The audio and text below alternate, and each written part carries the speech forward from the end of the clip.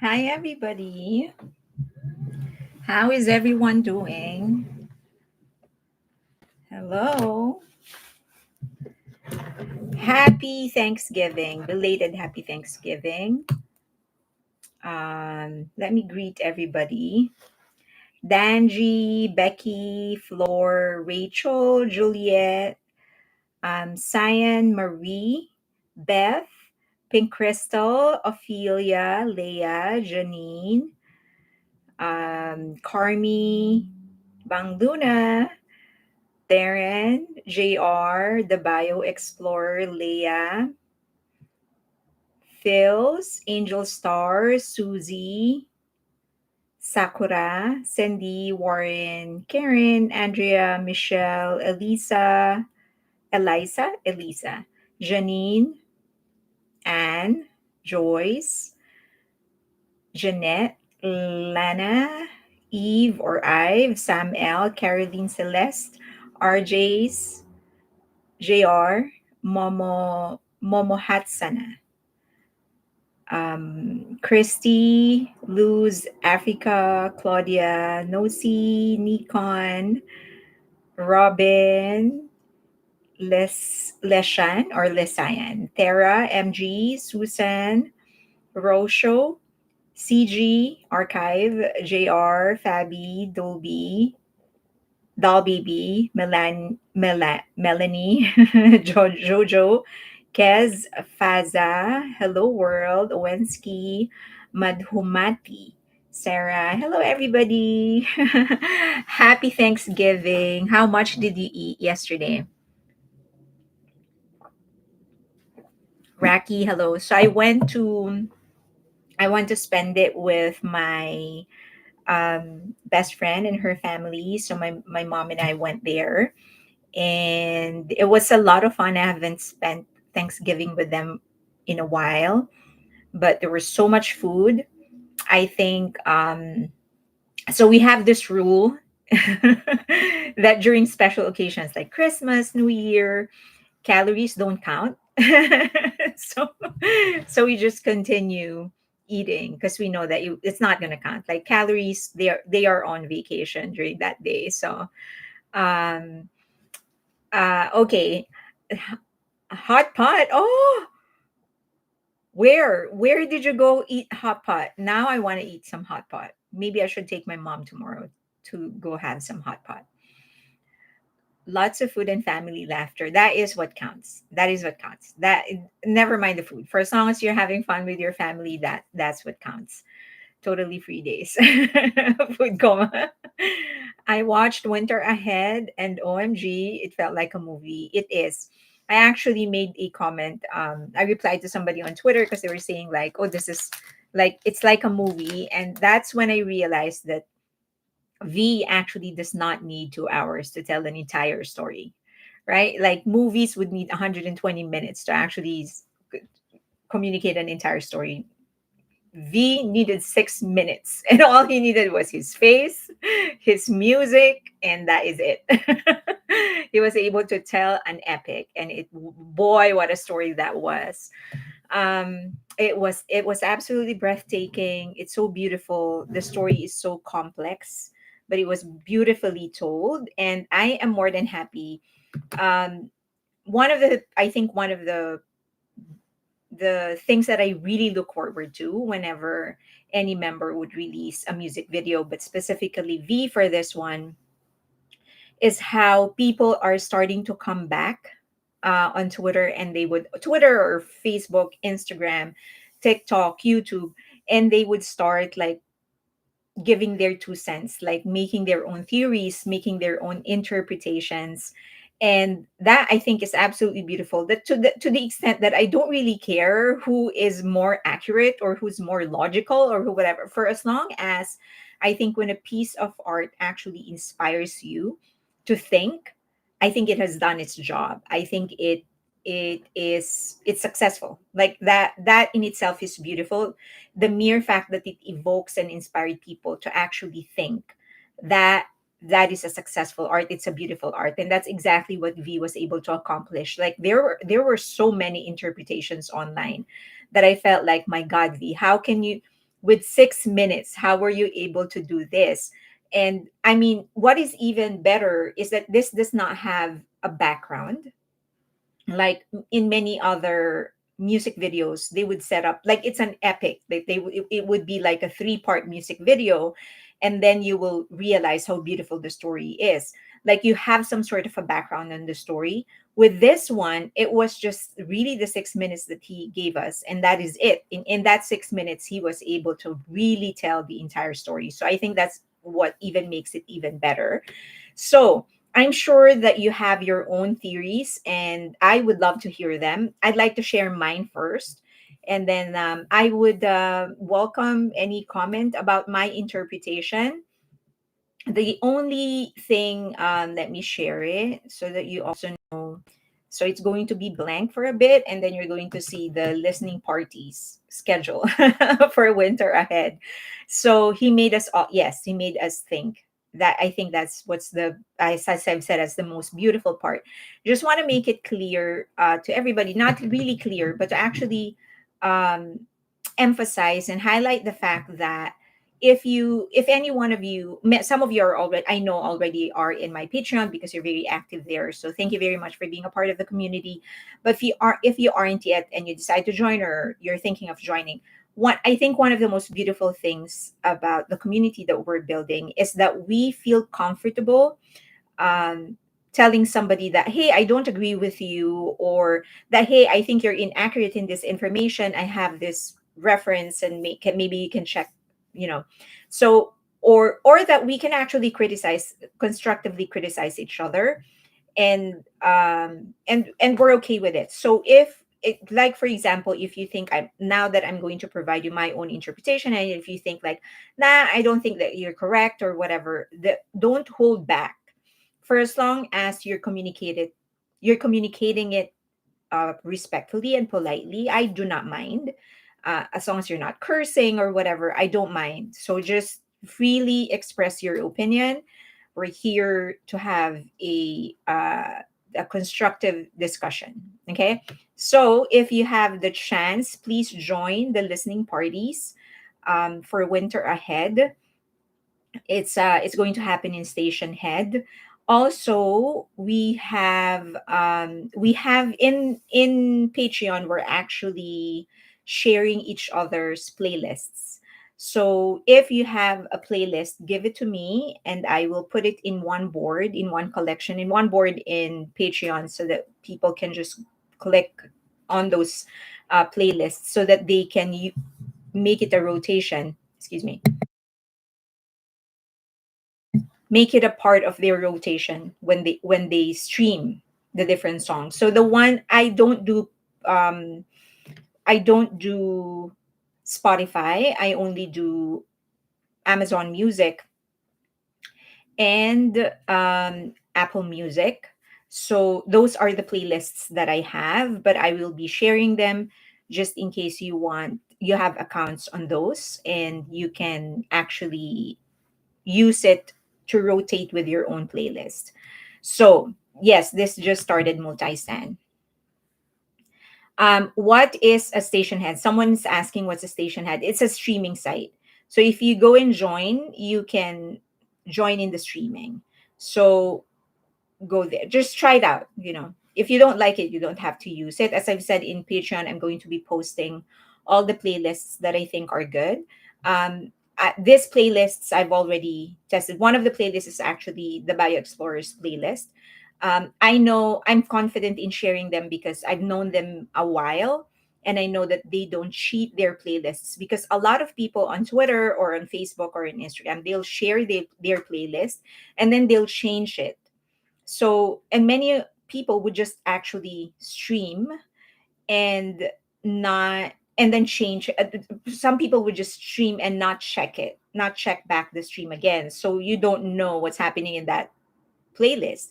The ones that I am going to share, I've known these people. I mean, digitally, we've been communicating for a bit. So I'm pretty confident that they are not going to change their playlists without telling people. So yes, so if you want to join you need a premium account. So according to Bang Luna said you need a premium account, either Spotify or Apple Music, and they stream for you. That's what station head is. Okay, so yeah, so JR said yes, he noticed. So yes, so there's a lot of playlists that people that are sharing their playlists, and then they'll change it, without telling anybody. So, and that's why I don't like posting just people's whoever playlist of whoever, because I don't know what's going to happen. But at least the ones that I'm going to share, I've known them, for a while, as I've said. So I'm confident that they're not going to change their playlist. So they will focus on what they claim to be focusing on. My playlists right now are focused on Winter Ahead, uh, Running Wild by Jin, and Who by Jimin, because those are the ones that we're trying to get into Billboard Hot 100 or keep them there. But I'm also including other songs that we are pushing to 1 billion. Now, just want to make it clear, I'm going to discuss this later, but different people have different ways of change of creating their playlists. So I'll explain that in a bit. But first, let's discuss the Winter Ahead video of okay.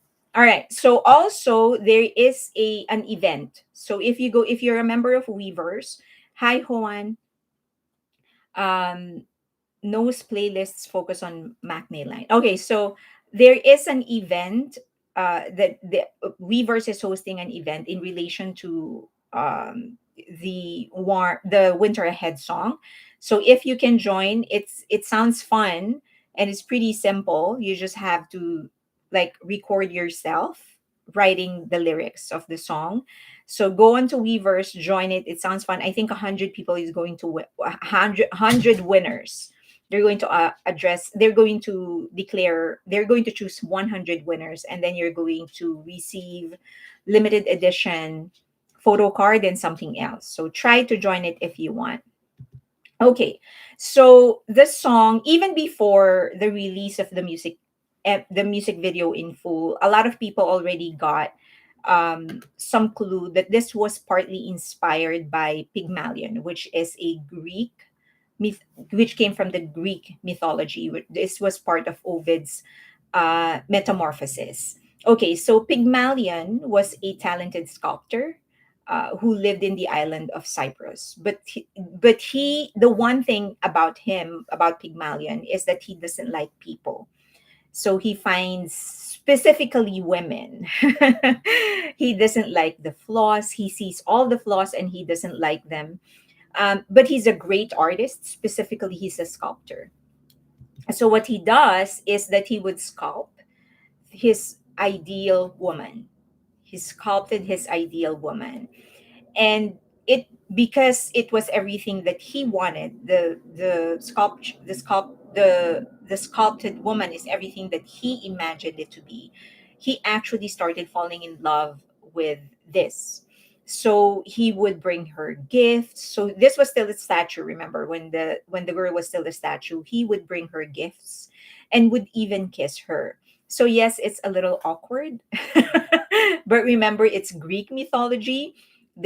Greek mythology, there's a lot of great stories, but they are weird. So in normal standards. So he would go home, give gifts, give the statue gifts, kiss the statue, and he also started wishing for this statue to actually come to life, because this is the perfect woman for him. That's what he thinks. So during a festival honoring Aphrodite, Pygmalion prayed that Aphrodite, gives him a wife as perfect as his statue. Okay, so that was his prayer. Like, please, Aphrodite, can you just give me a wife exactly like the statue that I sculpted? That's his prayer. Now, Aphrodite, being the goddess of love, has a soft spot for hopeless romantics, right? And so when she saw how sincere and, I guess, driven Pygmalion is to actually make the fi- find his love, find the love of his life, he decided to grant his wish. Now, remember, Pygmalion's actual wish is to find a woman that is exactly like the statue that he sculpted. That was his prayer. So when Aphrodite granted his wish, there was a twist. Instead of simply granting him a wife as perfect as his statue, as he had prayed, Aphrodite took his wish quite literally and brought the statue itself to life. So when Pygmalion came home and kissed the statue, it felt warm and then it started moving. And so he felt elated, maybe a little bit freaked out.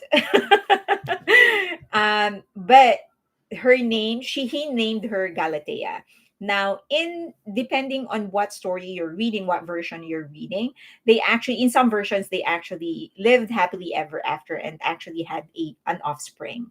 So, but I do think that the story is just an inspiration. But V actually created his own version. He created his own story. He created his own mythology.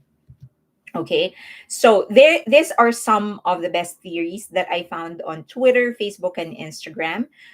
Number one, this V, the one that we constantly saw in the entirety of the music video, the one wearing red, the one who sculpted the girl, he was actually a creation.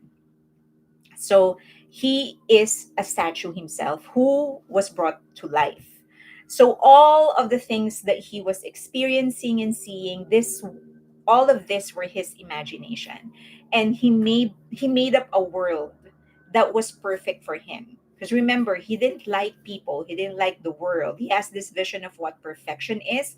And so all of these things that he was seeing that made him happy, all of this were actually just his imagination. And the one that came in later, the one that walked in wearing the dark jacket, or jacket, that was actually the real V. He was the original sculptor. And he came back to pull this V out of his delusion. Okay, so I think that was um, a solid theory. Theory number two, they are all actually creations, including this one. So this V and this V are just creations. They are both statues that were actually brought to life. And the proof is that there was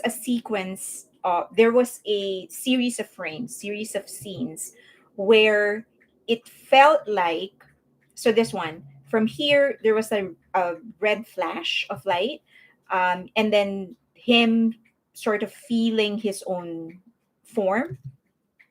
And then you can see him slowly, aggressively s- making the sculpture to trace his own image and form.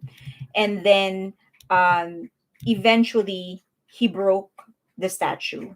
And that is why, and so this one breaking, that is why he was bleeding, because this was him. So all of them were actually just all creations. Now, my theory is a mix of both.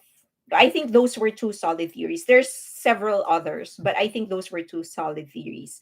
My theory is a mix of both. One, I think this V, the one that we saw the most in the entire music video, is that he was actually the statue that Aphrodite brought to life.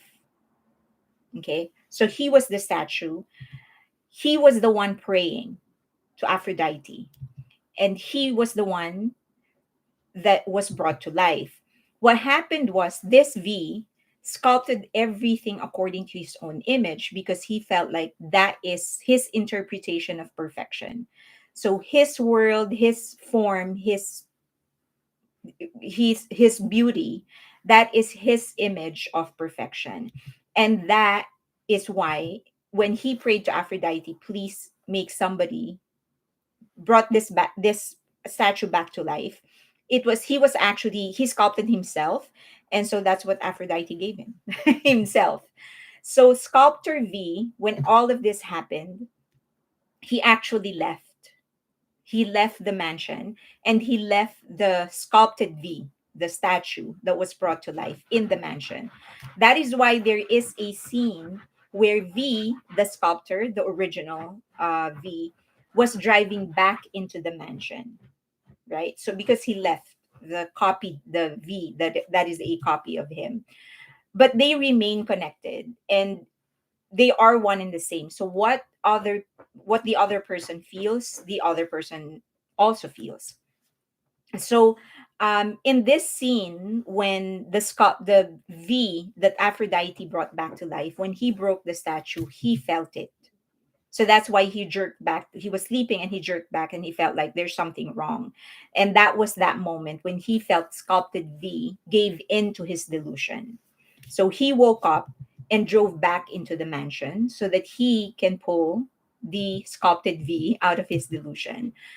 Now, do remember that there are two male voices in the song, and that I think is an important detail that completes the story. These two are doomed to be together forever in each other's paradise. So when they were singing, I'll be with you until the spring runs by and the summer starts to burn, they're actually singing it to each other because they are the two people that are meant to be together in this damnation. So it's very dark. My interpretation is very dark. But um, do remember that it seems that V actually has a very consistent theme across his different music videos. There seems to be an effort. He always seems to project an alternative version of himself or an alternative world. In Friends, at the end, he ended up actually meeting himself, right? That he was actually falling in love with, like, well, not falling in love with himself, but actually the real love is himself, the love for himself. And even in Slow Dancing, at least in my interpretation, he created this other world in his head where he lives because he wants to create a different world for himself. I feel that that is a consistent theme, and that added to, I guess, that is another factor on why my interpretation is that way. Now, the other thing that we do need to remember, this is not in relation to the music video anymore, but just in general, V as an artist. One thing that we do need to remember is that the music video is 6 minutes long. And in the age of TikTok, where everything is cramped into 1 minute, or songs are always under 3 minutes, so that they can, because it allows the audience to stream more times than usual. He decided he was going to create a 6 minute long music video, and I think that's an important indicator. That's an important thing for us to consider in looking at V as an artist. He's not here for fad. He's not here for TikTok success. He's not here for trends. He's here for the art. And then remember, this is jazz R&B, very very slow song, and then he added a different kind of story that should give you an idea on the kind of artistry he is pursuing.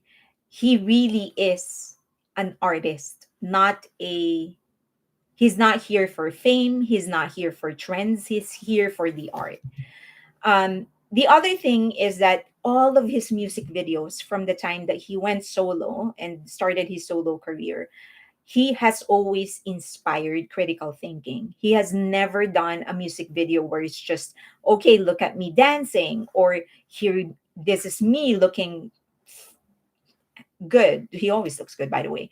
But it always inspires critical thinking.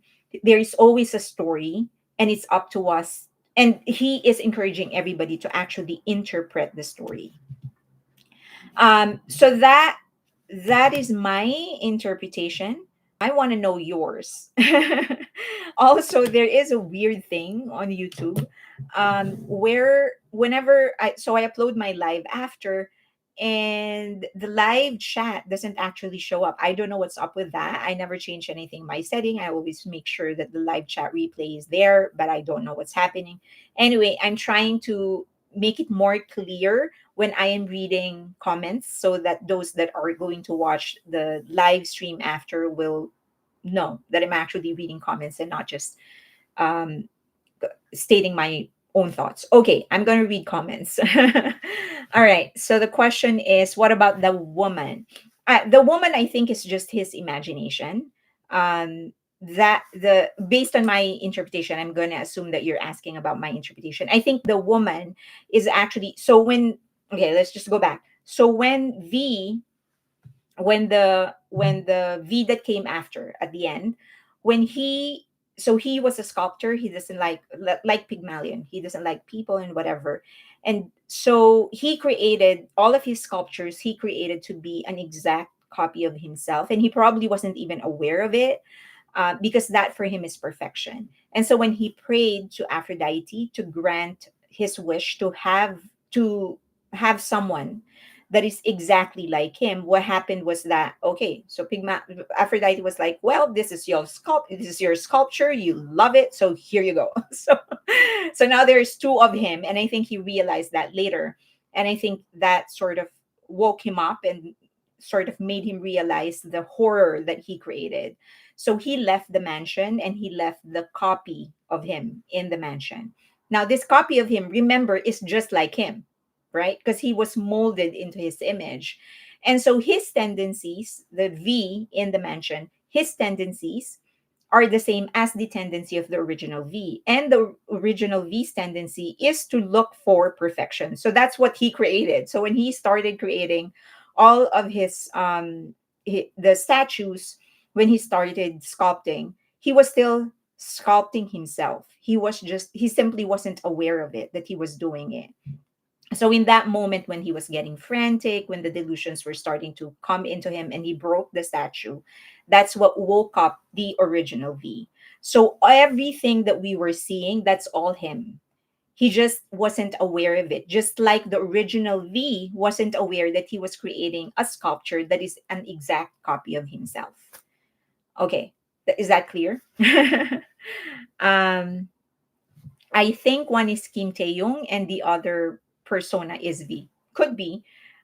Okay, so that is according to RJ722. I think one is Kim Taeyong and the other persona is V. Celeste said maybe he is bleeding because he's coming to the realization of what he asked for and who he has become. It could be that. I do think it's more symbolic than it is actually physical. I do think that this was when usually things stop, right? Things stop when you are in pain. And the most physical manifestation of pain is blood. So when you are bleeding, that's usually when things stop. Like when you're working and you get injured, or sorry, in a sport, when you get injured, you stop. Like everything is a reset. So I feel that the blood dripping from his head is actually more symbolic than it is that he was in that moment of realization, that pain that forced the original V to come back to pull him out of his delusion. There's so much that goes, according to Pink Crystal, there's so much that goes into making a single video. I'd love to take a peek into V's brain to see how the process how he processes things. Everything he does comes out amazing. Absolutely. I mean, I would love to sit down and just like, what the hell were you thinking? Explain it to me. I would love to do that. Exactly. So Marcella said he is sculpting. I lost you. Okay. Bea, you brought up a connection in second theory that I hadn't made myself with broken mask and the dark V's trail of blood in his head. Sakura said I'd make a run for it if I saw another. You wouldn't last a day in the mythology of Greek. Like if you were given a chance to actually live in that world, it wouldn't last. Everything is so weird. Perfect MK, perfectly clear since I am not in agreement with your theories and interpretation. Uh oh, since I am in agreement. Perfectly clear. MK said perfectly clear since I am in agreement with your theories and interpretations. VC said V, the sculptor, made V the statue. Statue V came to life and lived like his creator. Like his creator, he was alone and lonely, so he created the woman. V, the statue, then lived a life. Pink Crystal said that was so on point. Your interpretation made everything. I lost you. Okay, let's see. Some other your interpretation makes sense to me now. Okay. Um, let's see. Beth. So who is the girl? I think the girl is still V. So the second V, the one that this is based on my interpretation. So the second V, the one that the original V created, when he was creating his ideal type, he wasn't aware that he was still creating a copy of himself. That is my interpretation. That's why, and it was made clear with a mark. Like he was creating everything according to his image. It's just that he wasn't aware that he was creating a copy of himself. The same way the original V was creating a copy of himself, which turned out to be the sculpted V, the V that we were seeing. Is that clear? Okay. Bang Luna, my theory. I mean, me, I'm wondering. I'm doubting if I am. I'm not doubting your question. I'm not shading your question. I am doubting whether I am expressing myself clearly.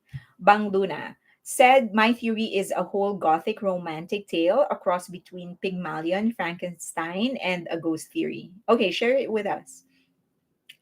JR, Bang Luna, share it with us. JR said, my take is that he started to film this video around the same time when he had shared a pic of that house. Could be. Could be. Visi said V, the statue, created the woman to be his companion, lived a life. He went around, felt the wind, partied, etc. Um, Madhumita, nice to catch up online. Nice to catch up with you too. Rachel said, remember singularity infused the masking of himself with his hand as a lover. He follows the duality in each MV, friends, etc. Yeah, I guess that's a consistent theme for him. Like there's that second world, second life, second persona. MK, hate having to leave, but work is waiting till next time. Thanks. Have fun at work. Visi, but in the end, the V, the creator, sculptor, found V, the statue, who became his alter ego. V, the creator, found V, the statue, who became his alter ego. Schelling said V has always lived outside the box. Okay. VC said, okay, everything is so fast. So, okay, I'm trying to catch up. Just if there is an interesting theory, I'm trying to communicate it with everybody. I have also heard that they are all pieces of himself. RJ722 um, said that I have also heard that they are all pieces of himself, including himself as an inner child when he walks with the teddy bear. That is valid. That is a beautiful theory. The X is the mark sculptor make on the creation. Cindy said, to me, it looked like he was communicating with his inner voice and with his outer persona that he shows to the public. That is also a good theory. Jeannie Hicks said, I think just like in slow dancing, he is lonely and he sculpted all of those people he was dancing with in this video or hanging out with in slow dancing, but he can only count on himself. Mickey said, I do think that the X is not an X, is a V that meets at the end and crosses. Oh, so two V's, you mean? Two V's. The bloodied V, VC said the bloodied V may relate to the scene when he expressed anger and frustration and broke his sculpture in the workshop, including messing up V's face by scratching the skin under his eye. Bizarre world. Okay. The see according there this are really good theories that you're sharing. Rhea said, I think that these music videos in general are trying to show us the duality of who he really is. Just like he was so bubbly when he was young and now he has matured, he's become quiet and introspective. Bea said, I'm still thinking that there was a main one. I'm not sure which one, but he is ultimately a lonely ghost living in the mansion. Good theory. BBC said Te has always showed us that he has a duality for from on with the face and then branch tattoo and with black swan with black on his face and has evolved them since solo. Bang Luna said he's surrounded by a phantom life of his previous existence. It's not until the end that he realizes that everything is all in his imagination is not real. That's why he's crying in the end. Yeah. Yeah, that's a good one. So you mean even so the one that's crying, the crying bee, is also he realizes that he's not real, that he's just an imagination. So like schizophrenia, a second personality. It was idyllic is very interesting. Sam L said there were some loopholes when I read other theories. Yours has covered all those loopholes questions I had. Oh, thank you. Glad that that did that. Um, but I still think I would although I think I doubt if V would ever actually explain it. I would love for V to actually explain slow dancing to this one, friends, all of those things. I would love for him to explain. I don't think he will because it kind of takes away the mystery of the art, right? Celeste said, but there seems to have been a real acceptance of his situation. Yeah, I think so. Although there in the different theories, different types of acceptance. For some people, those who are theorizing um, that they are just all imaginations. The acceptance is that V himself has accepted that he can't go on imagining the second life that he isn't living. For me, I think it was more an acceptance of it's a little mine is a little dark. At the end, they're both like, okay, we're doomed to be together. Like we are each other's companion and it is our fault, like maybe like yeah, like for like this is just who we are. I don't think this is the first time it happened. I think this is like it has happened several times and each time like he would pull the original V would pull the created V out of the delusion. Once that happens, he's gonna go out, he's gonna leave the mansion again knowing that it's going to happen again and he's gonna have to come back to pull him out again, something like that. Bang Luna, no, art needs the creator and the interpretation of the audience. Correct, yeah. Oh, you mean you want V to, to explain Bang Luna? You want V to also explain his intention?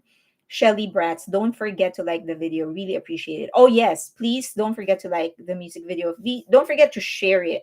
And just share it, even if you have like very limited followers on social media accounts that you have, Facebook, Instagram, Twitter, it doesn't matter. Even if you have very limited number of followers, just paste the link and also like it.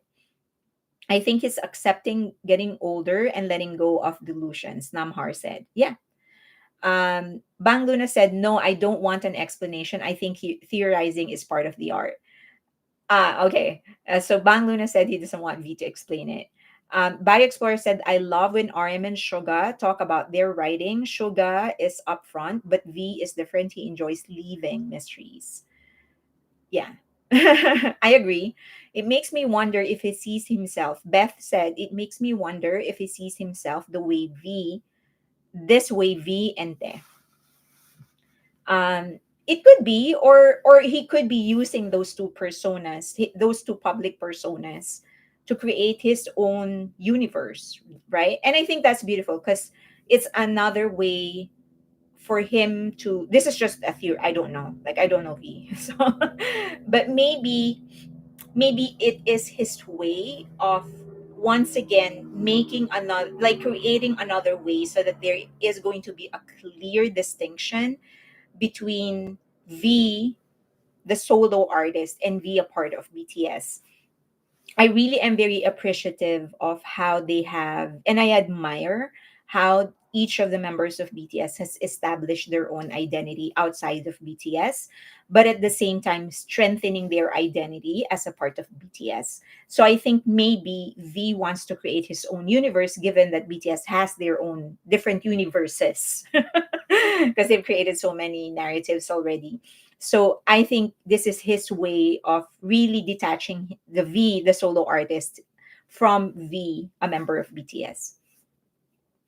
Um, Marlene said, "Wow, V always make me think about our multiple faces as a person." Um, okay, I think as Coop said, I think your theory is great. I agree, but I also feel that part of the theory could be the fact that he is an idol and lives kind of away from people, is lacking freedom. Oh, absolutely. I think that the intention, like that story that he created, can be sort of it can be applied to different situations and different. It's so relatable that almost, because all of us, I think the beauty of it lies in the fact that all of us actually have a public persona, right? We're not, because we can't be, and when we shouldn't be, actually. Like, you can't be your total self in public. You can't do that, because you do need to think about the comfort level of other people. Like, when you're in a formal setting, you can't do an Indian seat. It's a formal setting. Do you get what I mean? Like, you should always have there is we all have a public persona. Like, I am different with my when I am with my family or friends, or with my dog, than I am with the people that I work with. Because in at the office, where it's a professional situation, it's a professional setting, so I talk different. It's always formal. I'm always so conscious about the words that I use, because I don't want to be misinterpreted. Things like that. So we do have a public persona, and that what makes his universe so relatable, because we can relate. We may not be an idol like he is, we may not be a super successful, super popular person like he is, in the way that he is, but we all share that one thing with him, and that is having a public persona. And I think that's what makes him such a creative genius, because he got that part, like he nailed that part. Disha said, but if you look closely, the dark V doesn't have a trail of blood, but black paint. True. That is also another interpretation. I totally agree. Yeah, it probably is not even blood, but it could be something else. Absolutely. So that could absolutely mean that he is also a creation. Yeah.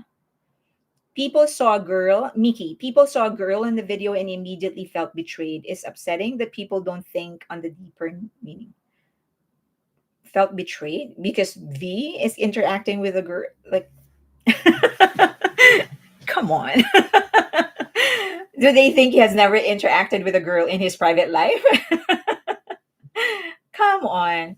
When I see people like that, like even on Twitter and on Facebook, there were like people making a big deal out of the kiss scene that actually never happened. But they were like, "Oh my god, there's a kiss scene." And I'm like, "It's a music video." Ophelia said, "I thought it was pain too."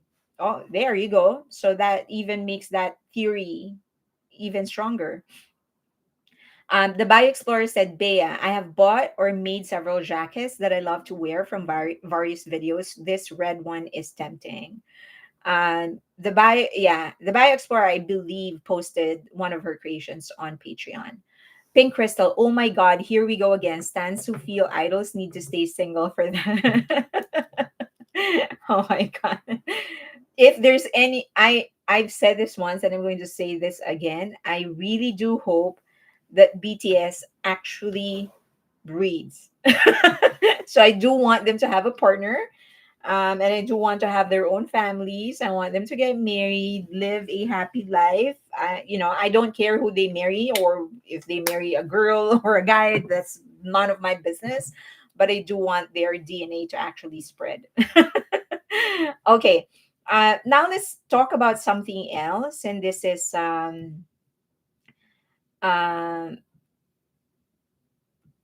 okay. 1 second. Let me share something. Okay. I'm going to talk about Spotify playlisting because I got a lot of questions, especially on Twitter.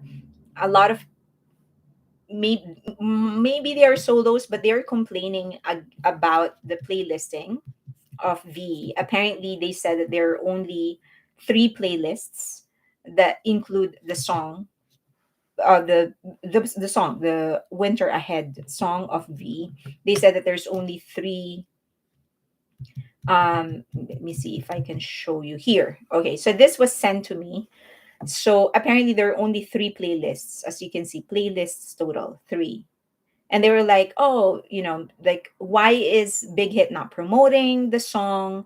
Um, Something like that. And I really, number one, my question is, and this is a sincere question. I don't know how you guys find the playlists.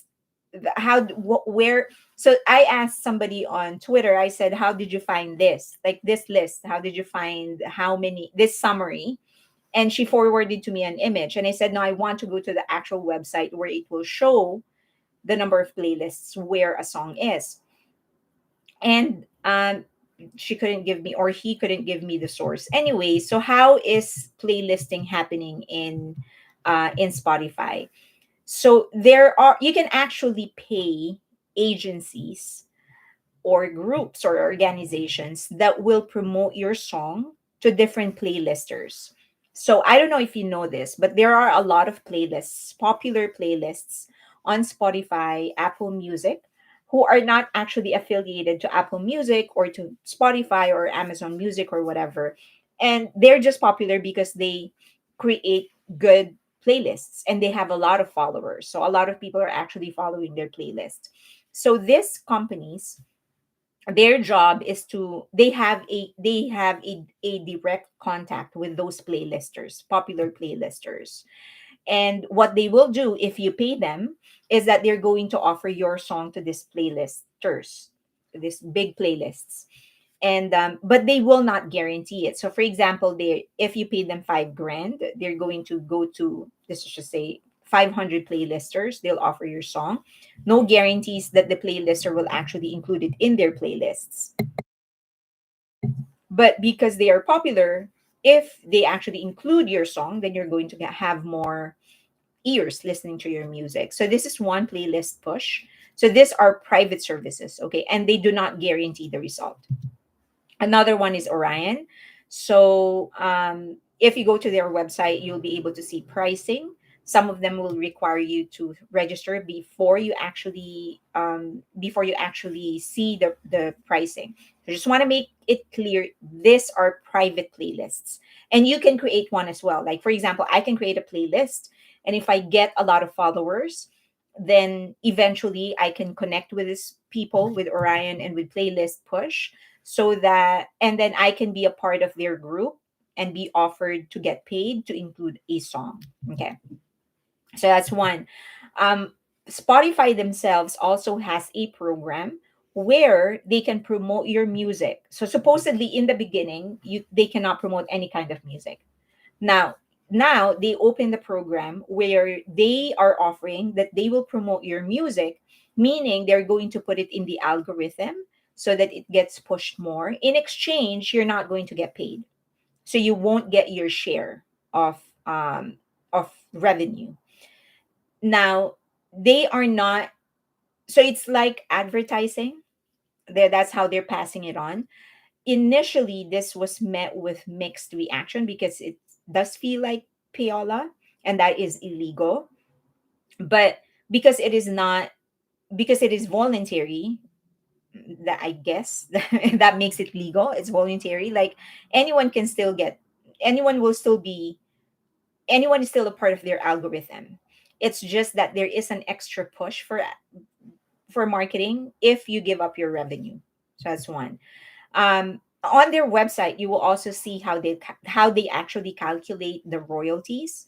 So if you want to know more a bit about it, you can go to their website. Like this one, they clarify that Spotify does not pay artist royalties according to a pay play sorry according to a per play or per stream rate.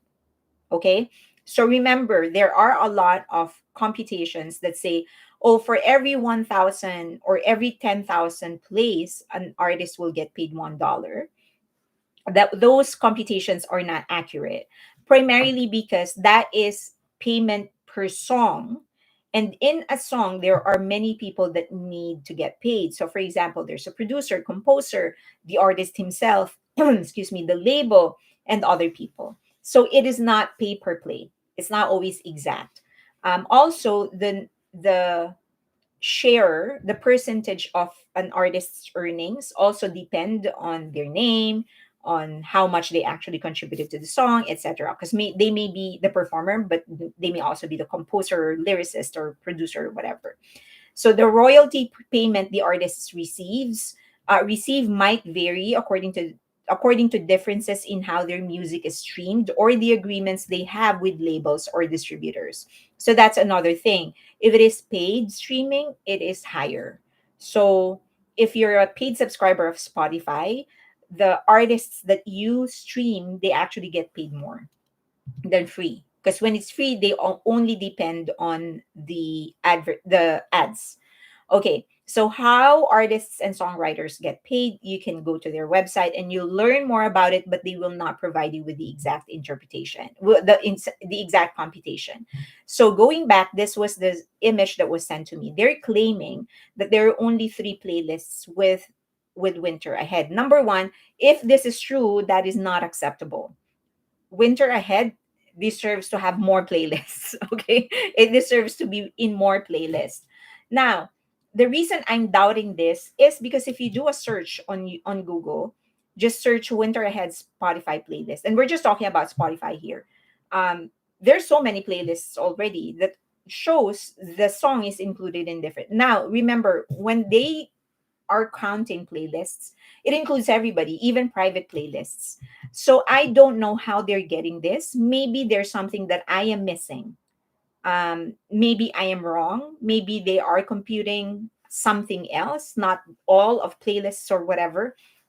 But if any one of you actually know where they're getting this, let me know, because it's so confusing for me, because it's not consistent with what is just available for everybody.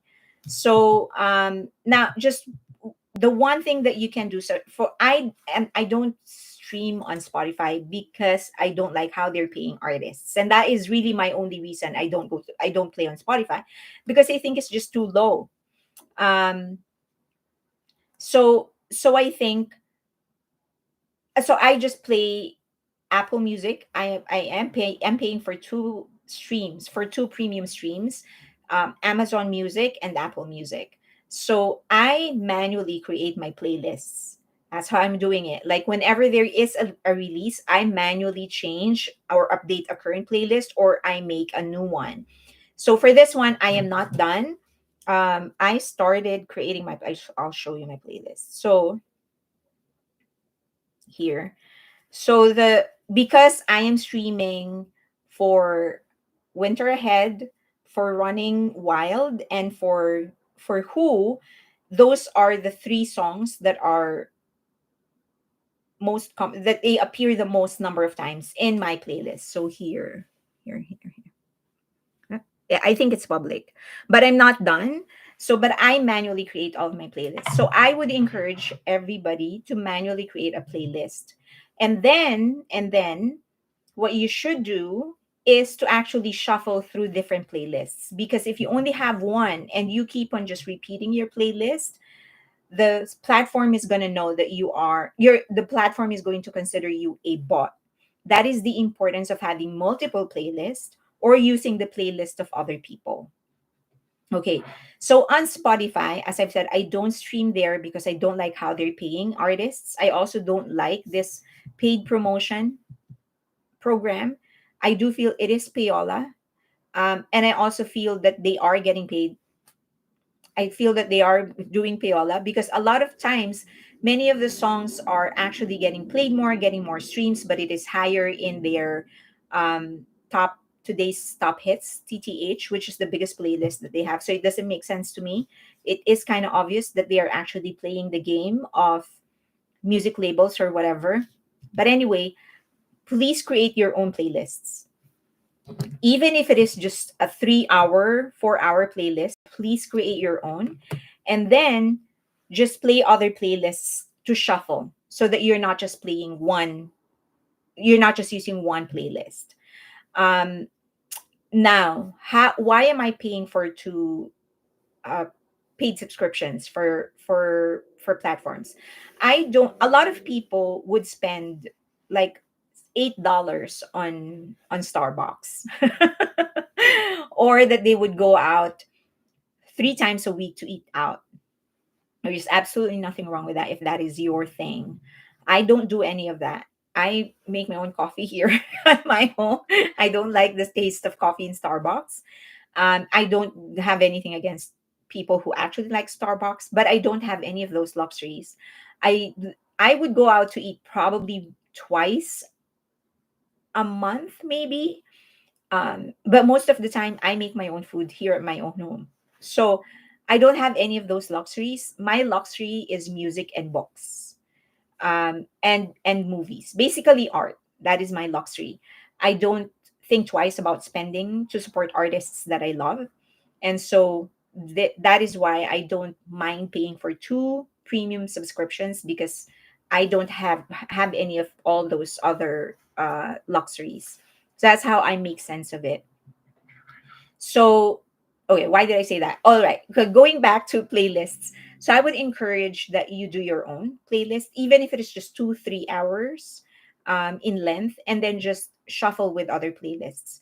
So in Spotify, in my Patreon, I'm going to create a post where I will be putting different playlists that you can check out and you can use to shuffle with your own.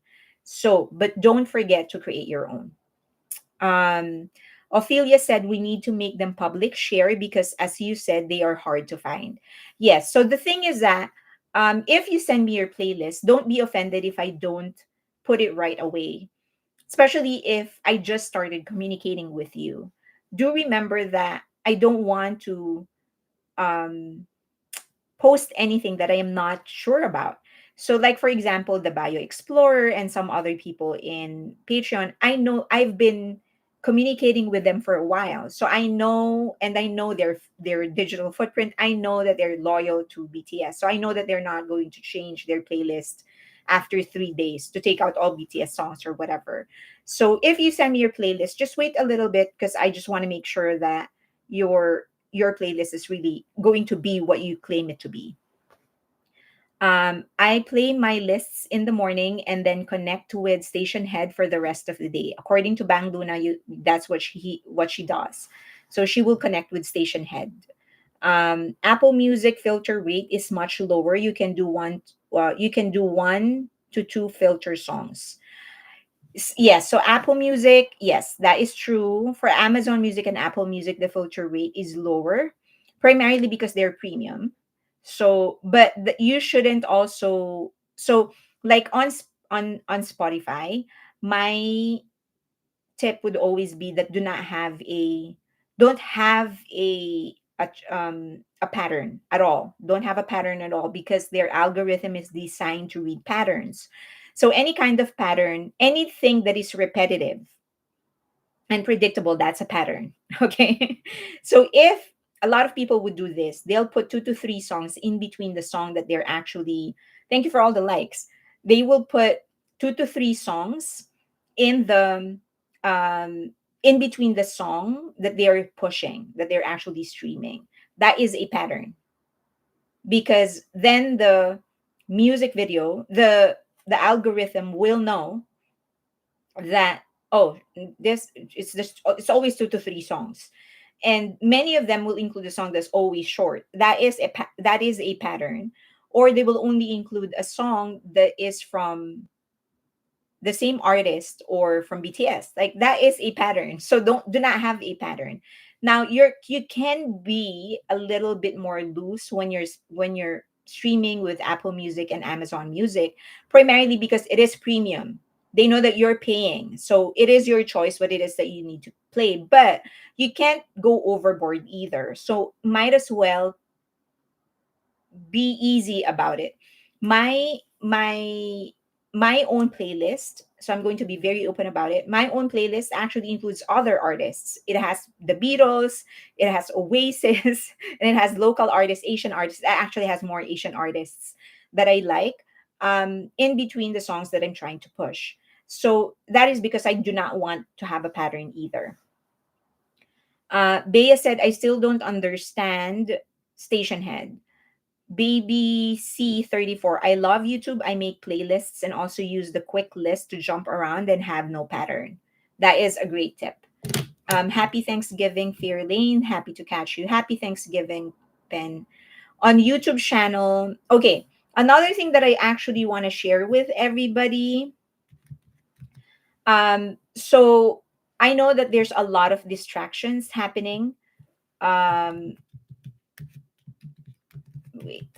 A lot of distraction happening with all the events that's happening with ADOR. Um, I don't want us to get distracted. I want us to, as much as possible, focus on BTS.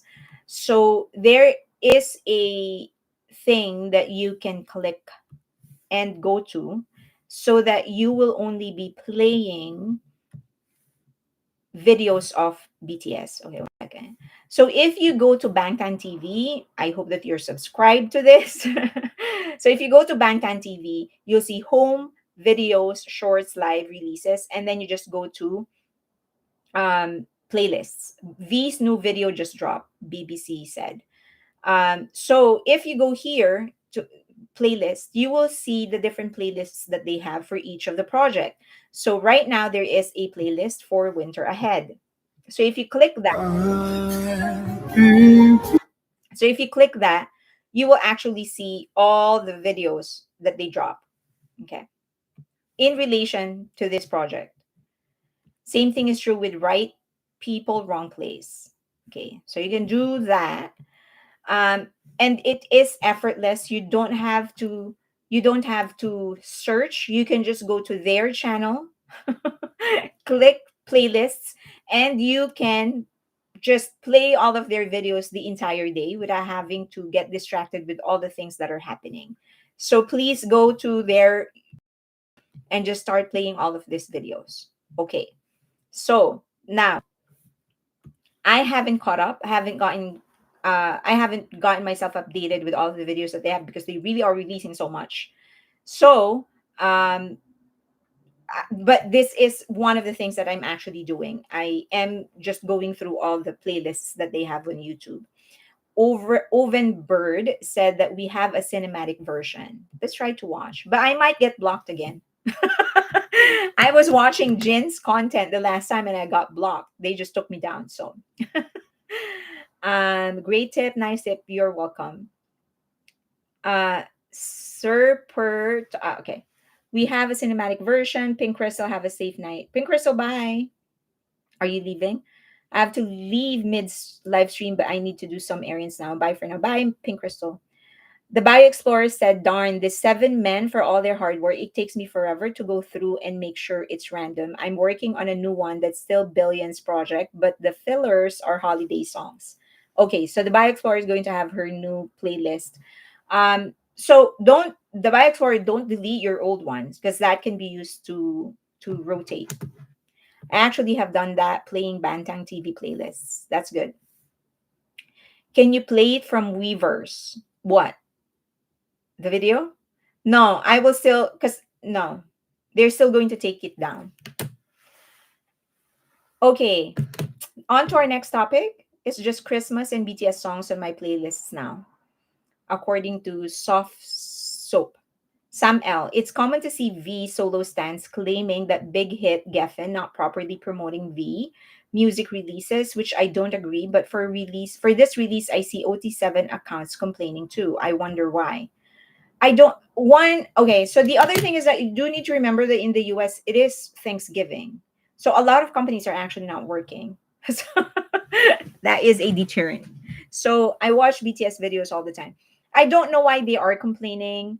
Um I don't know what they're complaining about, but the most common complaint that I got is the playlist.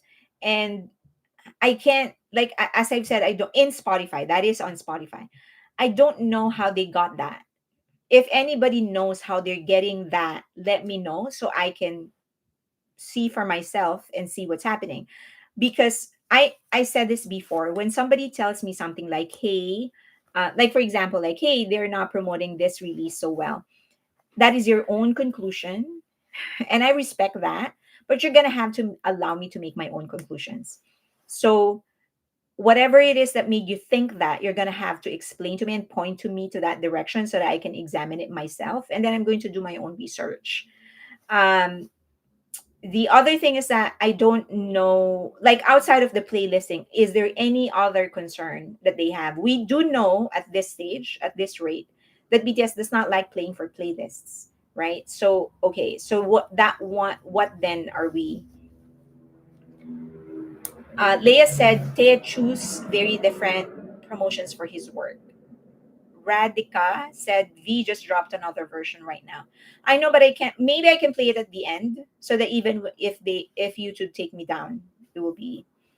I don't do. Doll Baby said I don't understand where they are getting that from either because I don't see it. Oh, the yeah, I don't know where they're getting it. I also don't know. But let's talk about the next thing. Do you want to talk about Mama Roach and the Roach and the babies? Post on Twitter, X, YouTube, Weverse, TikTok. One Hot Sean said, hello. Jennifer said, hello. As OT7 with no bias, I have noticed that they have been promoting them the same. I really have not noticed any difference. Um, Neil Vanil, Neil Vanil, Neil Vanil, that it's so nice sounding. V just dropped a new video for the song. I know, but I can't play it because YouTube might take me down. I'll play it at the end. I'll play it at the end. Okay, so let's go to the next topic. Gail Gober, Fairlane, what do you think of the Brat's new conference? Okay, let's talk about that. By the way, before I talk about new brats, the brats, is that what we're calling them? Do you know? So these are the most streamed K-pop artists in Korea, in YouTube Music Korea. Isn't it interesting? Look at the list. So I don't know. Number one, I don't know the veracity or the accuracy of this of these numbers, but I will assume that they are accurate. So it was posted by the Popcore. According to them, these are the most streamed Korean artists in Korea right now in YouTube Music Korea. I thought it was very interesting. So it's Jungkook at number one, 148 million, and then G Dragon at 122 million. Like all of this, outside of Jungkook, outside of Jungkook, G Dragon, Zico, Lee Chang Sub. I don't even know who Lee Chang Sub is. Dio, Woods, Kyuyun. Kyuyun is from Super Junior. Taeyang, of course, from Big Bang. Lee Hong-gi. Oh, from the band. Okay. And Baekhyun from EXO. And then, so outside of Jimin and Jungkook, all these artists, you won't find them in Spotify US, not even in Spotify Global for the top 10. Isn't it interesting? I love BI.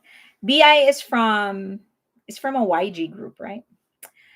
Happy BI made the list. FT Island, yes. Lee Honggi is FT Island. The worst is Bunnies on Twitter congratulating the girl's bravery law. Just YouTube Music, not Melon or Spotify. Just use YouTube Music Korea. Yes, that just YouTube Music. And I also don't know um if they are, if how accurate this is. Secrety Identity said Zico's collab with Jenny, and they even got nominated and won hip hop at Mama, and RM and J Hope couldn't even get nomination. That is true. Jennifer Joy said, I did notice that the full English songs go farther globally and are streamed more. Right. Yeah, yeah, that is true. But then you have like Jimin's Like Crazy is one of the most streamed as well. But it's just, I just find it interesting that the top, what, 16? Oh, sorry, 12? 12? 10 of the top 12 you can find in Spotify US and Spotify Global. Or YouTube Music Global or YouTube Music US. I can't believe those numbers just from South Korea. Yeah, I can't. I did not double check. I just saw it on Twitter and I thought that's interesting because like outside of Jungkook and Jimin, not consistent with YouTube Music Global or YouTube Music US. Changsu B2B maybe. One hot Sean said international is definitely very different. But the Bio Explorer said some of this are from artists that have been known for bot farming plays of their music. That is true. I want Senior Per talks a lot. I want them to drop the K from K-pop for BTS and make a new category, G-pop for global pop. Or just pop. Okay, so HYBE, Music, and Adore. I hope that you are realizing I am trying very best to not pronounce or say the name of the woman Mama Roach and the girls because I've already explained to you how powerful um, our own words are, what we post and what we say. So until it is resolved, I don't want to add to their brand power. Okay. So that's why I am always skewing it towards Hybe and Adore because those are the brands that I would want to push, not the other brands. So, as you know, the five girls, actually old shorts, well, they terminated their contract. And one of the oddest things that happened is that they said that they are not going to file for an injunction. They're not going to legally terminate their contract in their frame, in their head, because HYBE or Adore violated the terms of the contract, then it allows them to automatically terminate the contract. So they're not planning on filing a case, they're just terminating it. So it's a one sided termination, but because they believe that HYBE or Adore violated the contract, then the termination is valid. Verbally terminating a contract, sure. Okay, so why? Because for them, there is a clear basis. Is it valid?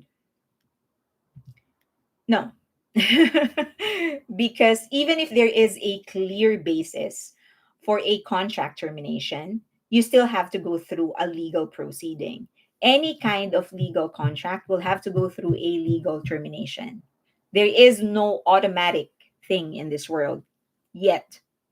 There is nothing yet that automatically terminates a contract. There may be in the future, if they start using the blockchain, but it is not yet legally terminated.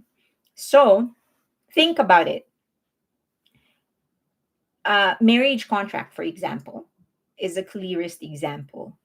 If your partner starts beating you up or starts disrespecting you, that is a clear basis of a divorce or an annulment. No questions asked, especially if you can prove that your partner is beating you up, um, s- spending your money away without consulting you, abusing you in some way or another. Clear basis for an annulment or a divorce. But you still can say, "Oh, I'm divorced." Right? You can't do that.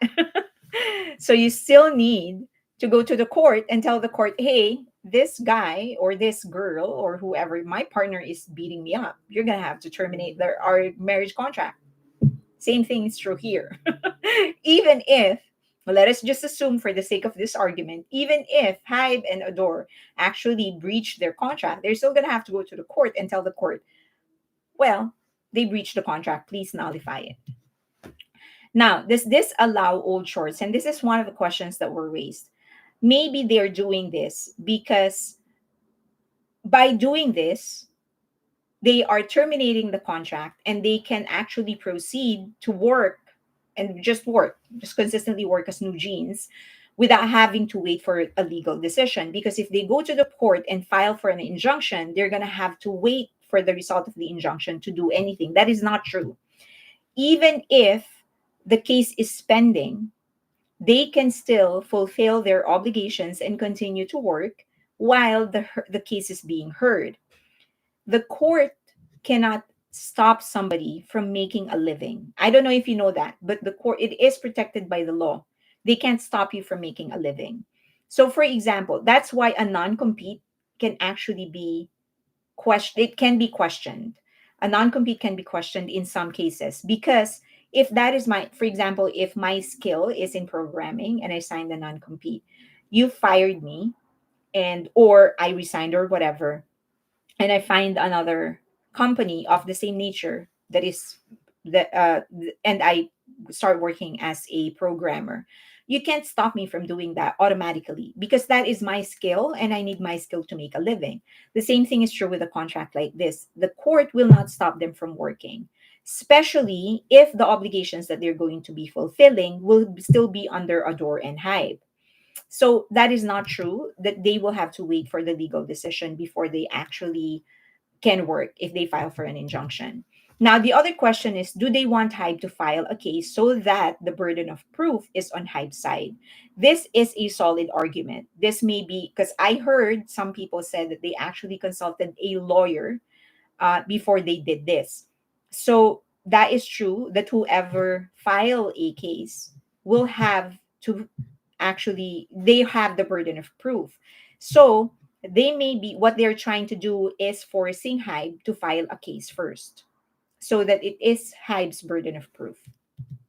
However, no law firm is going to advise them to do that because if they lose, they are going to pay more because of what they have done. They are already breaching the contract with what they are doing. That press conference is a breach of contract already. The mere fact that they don't want to meet with the CEO, that's a breach of contract already. So all of these things that they are doing, they're already breaching the contract. So no law firm worth their salt is actually going to advise them to do it this way. So probably in their head, whoever files the case will have a burden of proof, probably, but no law firm worth their salt will ever advise them to do that. One thing we do need to remember is that during the conference, they very, very clearly distanced themselves from Mama Roach. So they made it sound as if this is just their decision. Mama Roach has nothing to do with it. In fact, they said when they asked, when the reporter asked, "Who? How are you going to fulfill your obligations? Like, how are you? What do you mean when you said freely work?" Because that's something that they said they want to work freely, and they said that that means they will have the freedom to work with whoever they want to work with. And if Mama Roach actually wants to work with them, wants to continue working with them, then they would love that. So they are making it sound. And then later on, another one of them said that they have not spoken, that she has not spoken with Mama Roach. So that is very, very clearly an effort for them to make it clear that Mama Roach has nothing to do with what they are doing, that this is just their decision. So it feels like they are the ones that are actually protecting Mama Roach, not the other way around. And it's just so crazy to think that all of this started with HYBE auditing ADOR when Mama Roach was the CEO and getting caught trying to take over ADOR. Remember that the court did not deny the fact that Mama Roach are doing things that could weaken the hold of HYBE over ADOR. They said it in the decision. They said Mama Roach may have actually done things to weaken the hold of HYBE over ADOR, but she did not damage ADOR. And she's the CEO of ADOR. In that case, you can't use that as a basis to fire her from being a CEO of ADOR. So very, very clearly, the court said, yep, she was actually trying to weaken the hold of HYBE on ADOR. That's clear. Um, all of this started with that, and somehow, this is her brilliance. Somehow, it became newjeans versus HYBE and ADOR instead of Mama Roach versus HYBE and ADOR. Don't you think that's something? amazing. Now, one thing that we do need to remember is that HYBE actually saw this coming. Let's not, I know that a lot of people like insulting HYBE, like they're stupid or whatever. Make no mistake, they know that this is coming. We all saw it coming.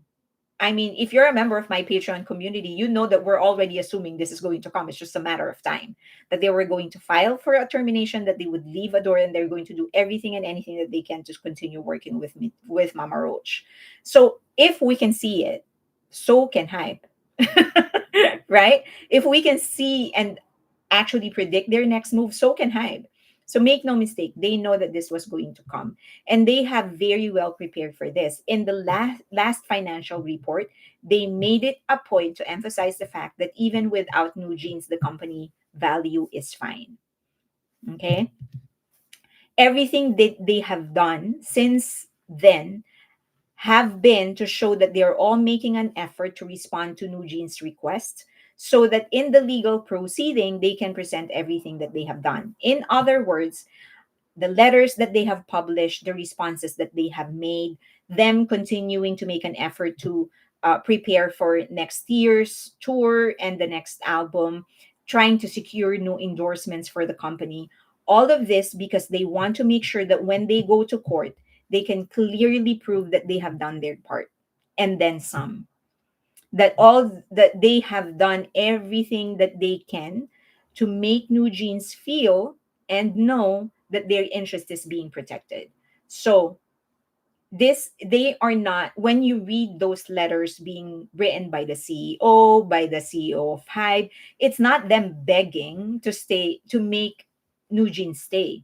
This is them covering their asses, so that especially in a legal proceeding, this is them making sure that in the eyes of the law, they have done their part and then some. So people are saying that, oh, Hybe is not like, they're desperate to keep new jeans. They probably want, of course they want their to keep their IP. That is a source of income, and they want to keep it. But more than that, this is them covering their ass. So remember, when people are talking about, oh, Hybe doesn't know what they're doing, no, they're 100 steps ahead of everybody else. All of these letters, all of these nicely written letters, motherly love, making new jeans feel that they are very, very important, and emphasizing the value of new jeans, it is because they want to make sure that when they go to court, they can tell the judge, hey, we have done everything that we could and then some. We have emphasized the importance of their brand. We have made it clear to everybody else that we are protecting and appreciating and recognizing the value of their IP. We have all of these plans. We have written them letters. We have tried to call them. It's not because they are desperate, it's because they just want to make sure that in the eyes of the law, they are doing their part. Okay, Hybe is playing, according to Janine, Hybe is playing the long game. It seemed that they were reading the answers off the iPad, so someone could have been typing the answers for them on the Messenger app. It is a possibility. It was, I think it was it was rushed. They weren't, I don't know if you guys know this, but when there is a press conference of any type, especially if it is a celebrity, there is a PR company that would prepare you, and a law firm that will prepare you. So what they do is a mock conference. So, and I do this a lot with my clients. I work in PR. So what we would do is a mock interview. So we would actually sit down, put them in front of the camera, and we will play reporters, and we are going to throw questions at them. And then they're going to answer. We're going to tell them, you're doing this wrong, you should answer it this way, and whatever. Okay, I'm going to tell you a very specific PR tip, a PR trick, and this is what we teach our many of our clients. If somebody asks you a question and you don't know the answer to, do you know how to answer? And you hear this a lot. I'm pretty sure you hear this a lot in many of the interviews. There's a trick. If somebody asks you a question and you do not know the question, what you say is, that is a very you hear this a lot. That's a very good question. Let's say, John Smith. Hi, that's a very good question, John Smith. Thank you for asking that question. Usually, There are two things when they say this, when they repeat when they say that, when they praise you for the question and thank you for the question, it could be two things. They are preparing to deflect your question, and they're actually thinking about your question, how to answer your question. Usually a deflection will sound like, thank you for asking that question, that's important, thank you for bringing it up, I appreciate you being here. And then they will say something else that will not answer the question. It happens so often.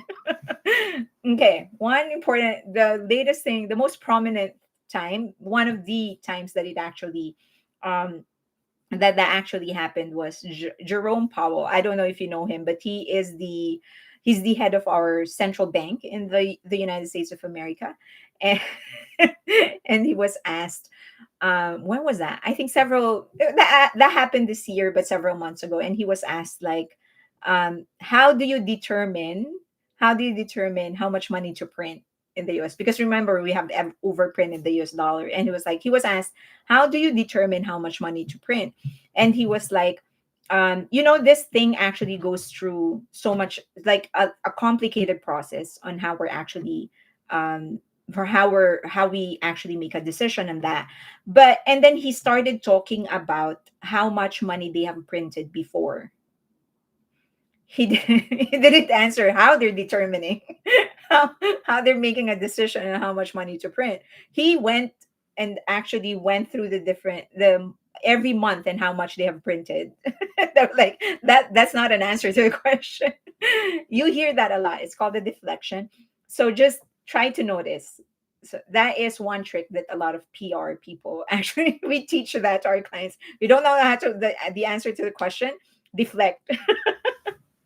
So and then the other thing is like, if you want to think about the answer first, like you're trying to process your thoughts, usually you'll hear them say that, thank you very much, John Smith, thank you for that question, I appreciate you being here, and I think it's very important for everybody to know.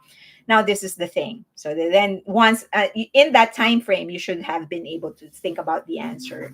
um, the other thing is that it always goes back to you. Anyway, I'm giving away too much on PR. All right. Are they deliberately feigning ignorance of the law when there are lawyers behind them? Are they deliberately? I don't know. I can't answer what their intentions are. Um, there is a possibility that they are deliberately feigning ignorance. That's a possibility. Um, I wouldn't put it past them, and I wouldn't put it past Mama Roach. I do think, though, that this is not something that the lawyers will advise. If the law firm or the lawyer is worth their salt, this is not an advice that they will give, because a lawyer would know that the ignorance of the law is not an excuse. Um, the age of one of the members could be an excuse because she's a minor, but ignorance of the law is not an excuse. So there are four members who are adults. You can you can't do that now. Though, and I said this to, I think it was the Bio Explorer who asked, or somebody on Patreon asked, like, um what, it was an intelligent question. Anyway, my response was, the the major thing, the reason we are all struggling to understand them and why they're doing it the way that they're doing it, is the fact that we are all logical, right? That you guys are, you understand the law, you guys understand the law, you understand it, and you understand the consequences of the action, because you're logical enough to think of what could happen as a result of what they're doing. The one thing that we are ignoring is the fact that they are not logical.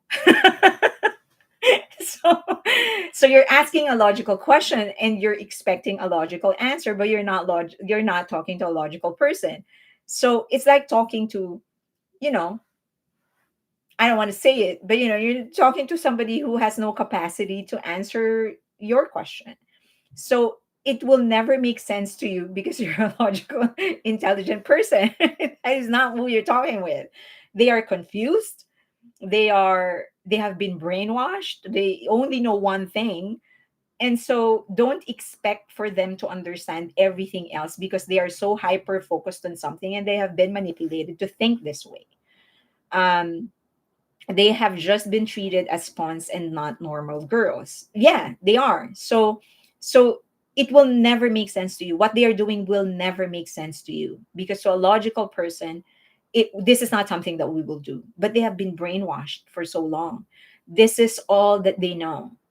Imagine how things turned out. This was all about Mama Roach getting caught trying to take over. They're trying to take over uh ADOR.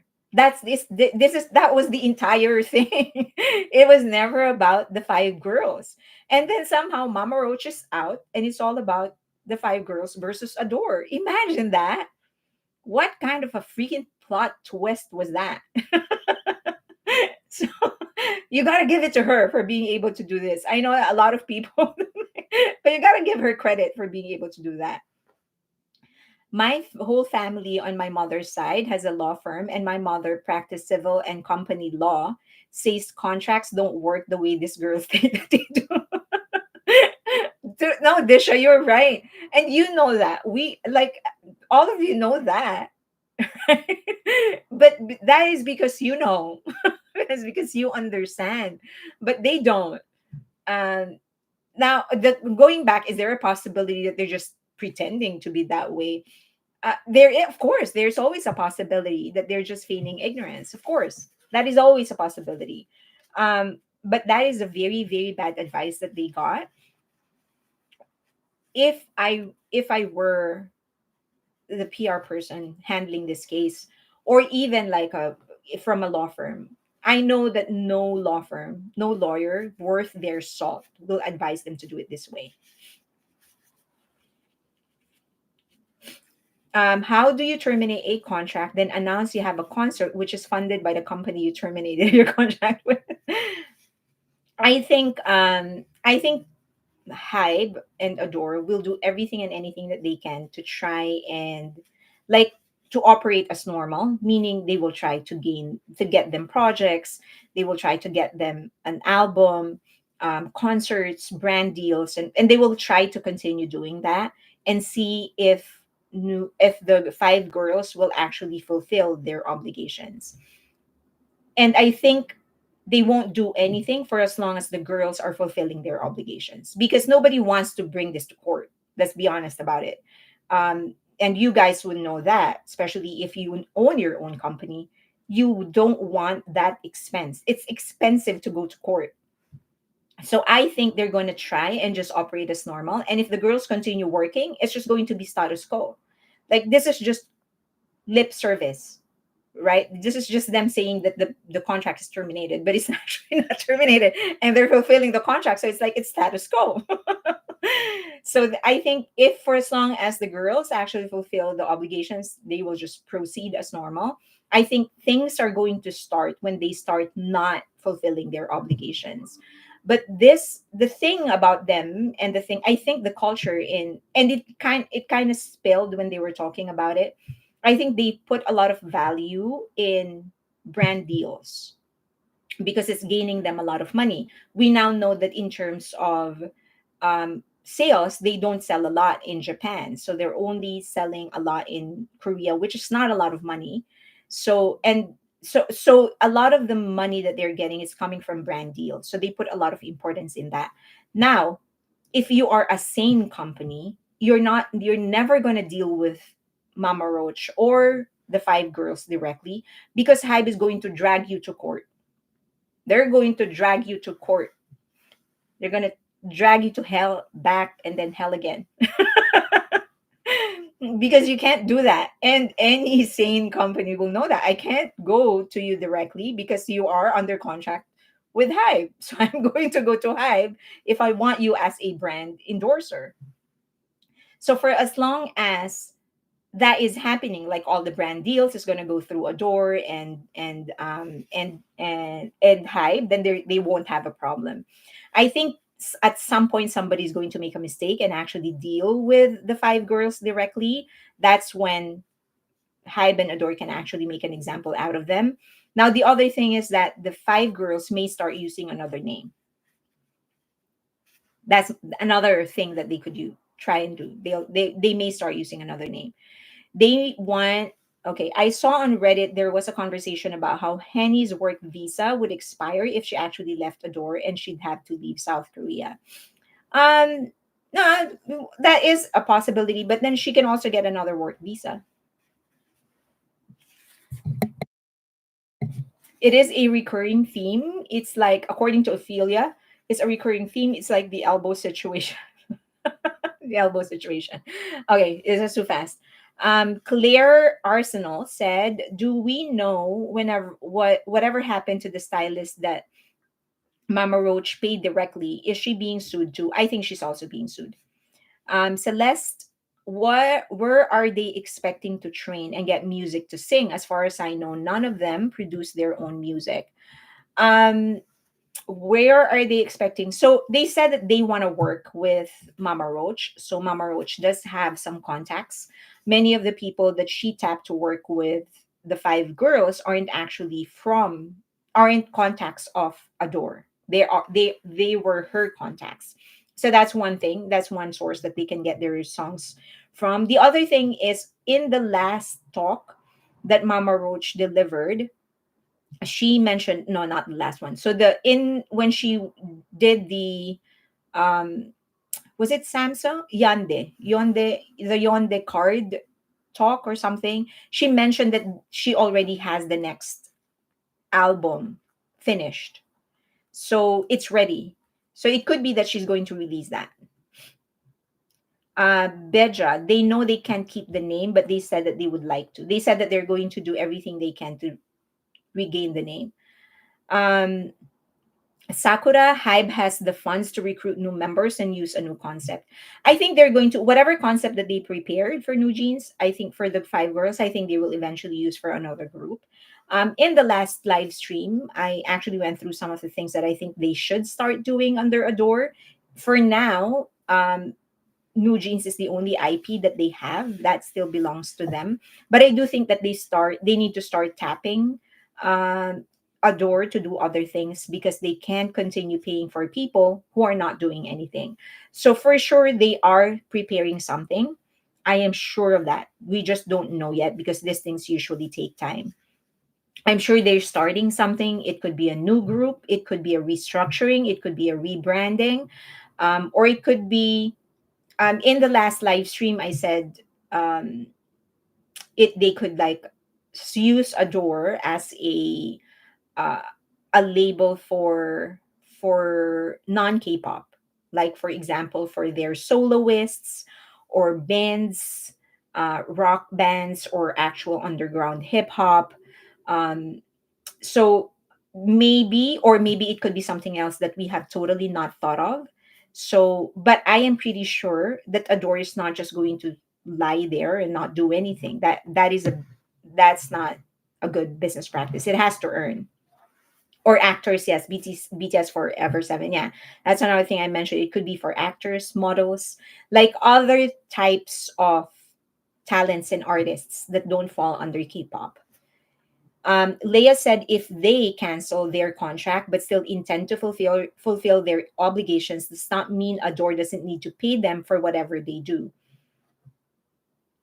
No, they have to fulfill them. You can't. The law prohibits somebody working and not getting paid, so they still have to fulfill them. Especially if the brands or companies that they are working with are paying Adore, then they're going to have to give the girls their share. That is the other thing, since the name of the IP belongs to Adore. All streaming platforms, concert companies, or whatever will have to deal with Adore and not them. They are a 2-year-old group and still cause so much chaos. um, that is another thing that I kind of want us to sort of remember, that the chaos was caused by the intense need and desire to put hype down because of BTS. I am convinced, in my my this is just an opinion because we have no it is an opinion because we have no way of proving this, but in my opinion, majority of those people that are bashing and hating on Hybe and Adore aren't necessarily fans of the five girls. They're actually haters of Hybe, Big Hit, and BTS. So this was an opportunity for them. Remember, the enemy of my enemy is my friend, right? So for them, it was like, oh, there is finally something that we can concretely use against Hybe. So they use that. But I don't think that if everything settles, watch how much support they're gonna get. They won't care. I know it just Leia said, I know it just seemed like it would be a great consequence for their action. Bang Luna, I still want to know why Kakao needs Hybe to fail for their own IP to work. Oh yeah, that was a question that you asked. Okay, let me see if I can find it. Um, so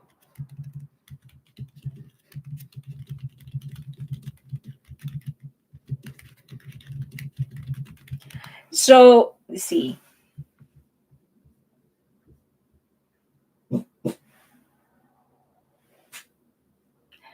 Wait, my dog is barking. I'm trying to show you something so that it's clearer when um, I explain it. Give me 1 second.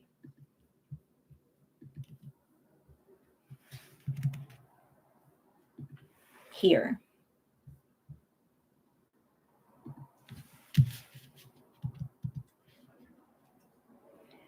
Jin has said that he doesn't want to act. He's happy with being an idol. I still would love for him to see him act and V. I still want to see them. Um,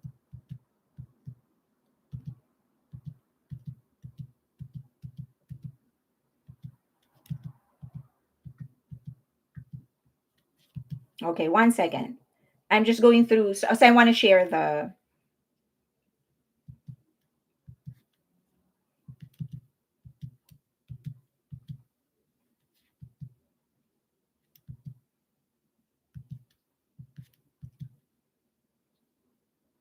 Okay, here.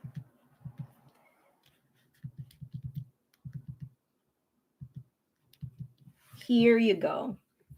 Let me share.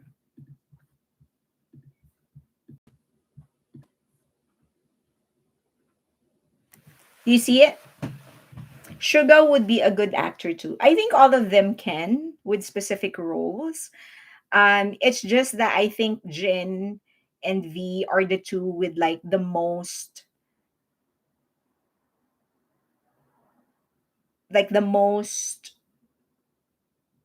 potential, not potential, but raw talent in acting. I think others would have to take some lessons for them to be able to tap it. Don't get me wrong. I think all of them actually have the potential in acting. It's just that some of them have never really entertained it, so they don't know how to tap their talents. So I think if they go through lessons, they will be able to tap the raw talent that they have. And I say that they have the raw talent because we have seen their music videos and how they actually act. So they have it in them. Okay, let's go to that. So the question is, why what does it have anything why does Hybe have to fall? Why does have Hybe have to fall for Kakao to actually for Kakao's IPO to actually work? IPO, their public offering. So this is actually a long presentation that I did. I shared this before as well. And the title of the video is, Why Does Hybe Have to Go Down for Kakao's Public IP to Work? That is the title of the video. So I'm just going to go to a certain portion of this one. The background is that Kakao was caught manipulating the um shares, the stock price, right? So that is the background. Because they were caught manipulating the stock price, that sort of started a chain of events that is now preventing the company from going public, right? Because if the CEO, remember that the Security and Exchange Commission will have to investigate the company if it is an honorable company, if they have financial problems, if they are clean, because they have to take care of the interest of investors. Okay, that's the background. This is the background of the entire case. So if they want to do an IPO, the biggest hindrance is that their CEO has a current case, and that is the manipulation of the stock price when they were going against HYBE to take over SM Entertainment. So they were competing to take over SM Entertainment. Now, HYBE eventually lost, but then also they eventually filed a case. They put forward a case against KAKAO, proving that they manipulated the stock prices. So they have a problem right now. So if I am the Security and Exchange Commission who's going to approve the IPO, I'm going to say, wait a minute, I do not want investors to even have an option to invest in a company who is dirty, right? So the only way for them to escape that problem is through the clean hands doctrine. If someone goes to court asking for help, they must have acted fairly and ethically themselves. The doctrine is rooted in the idea that the court should not assist a party who has engaged in unethical or dishonest behavior related to the matter in dispute. Remember that in this case, HYBE is the one that put forward the case against KAKAO. And they can't do anything about the events that led to KAKAO's arrest, the CEO of KAKAO. They can't do anything about that. All the evidence is already on the hands, all the pieces of evidence are on the hands of the prosecutor. Now, what they can do is destroy the reputation of HYBE for them to invoke the clean hands doctrine, meaning, why will you castigate us? So if I'm KAKAO, why will you castigate us when you yourself isn't clean? So they have to do everything and anything that they can to prove that HYBE is dirty for the case to get dropped, for the case to not matter anymore. Because now we're both dirty, it cancels itself out. That is what the clean hands doctrine is about. Example, suppose a party sues for breach of contract but has themselves engaged in fraud or deception related to the same contract. Under the clean hands doctrine, the court may refuse to grant them relief, reasoning that their own misconduct disqualifies them from equitable assistance. So is that clear? So then so then for KAKAO now to actually be able to push for an IPO, since all the pieces of evidence are already in the hands of the prosecutor that they've actually manipulated the stock prices, the only thing that they can do is bring down HYBE. So then the case is going to be null and void because the person that's putting forward the case is also dirty. That is the explanation. Does KAKAO have to give up those stocks? No, no. It's no, they can't unless they owe someone something. That is the only time the court, if it is a democratic government, the only time the court can actually garnish your properties or your assets is when you owe somebody something, right? So then that they can garnish it because you need to pay for something. In this case, they don't owe anybody anything. So the court can compel the company to sell the shares, but they can't just give up their share. The court can say, okay, you don't owe them anything anymore. Or sorry, the court can tell them, okay, you don't own the share anymore. That's they paid for that. Even though they got it illegally, they still paid for that. But the court can say you're gonna have to share it. The court can compel you to share, them to sell the share, but not to give up the share for free. Isn't KAKAO selling SM? It is, and there were rumors that they were actually selling SM. Nothing has happened yet.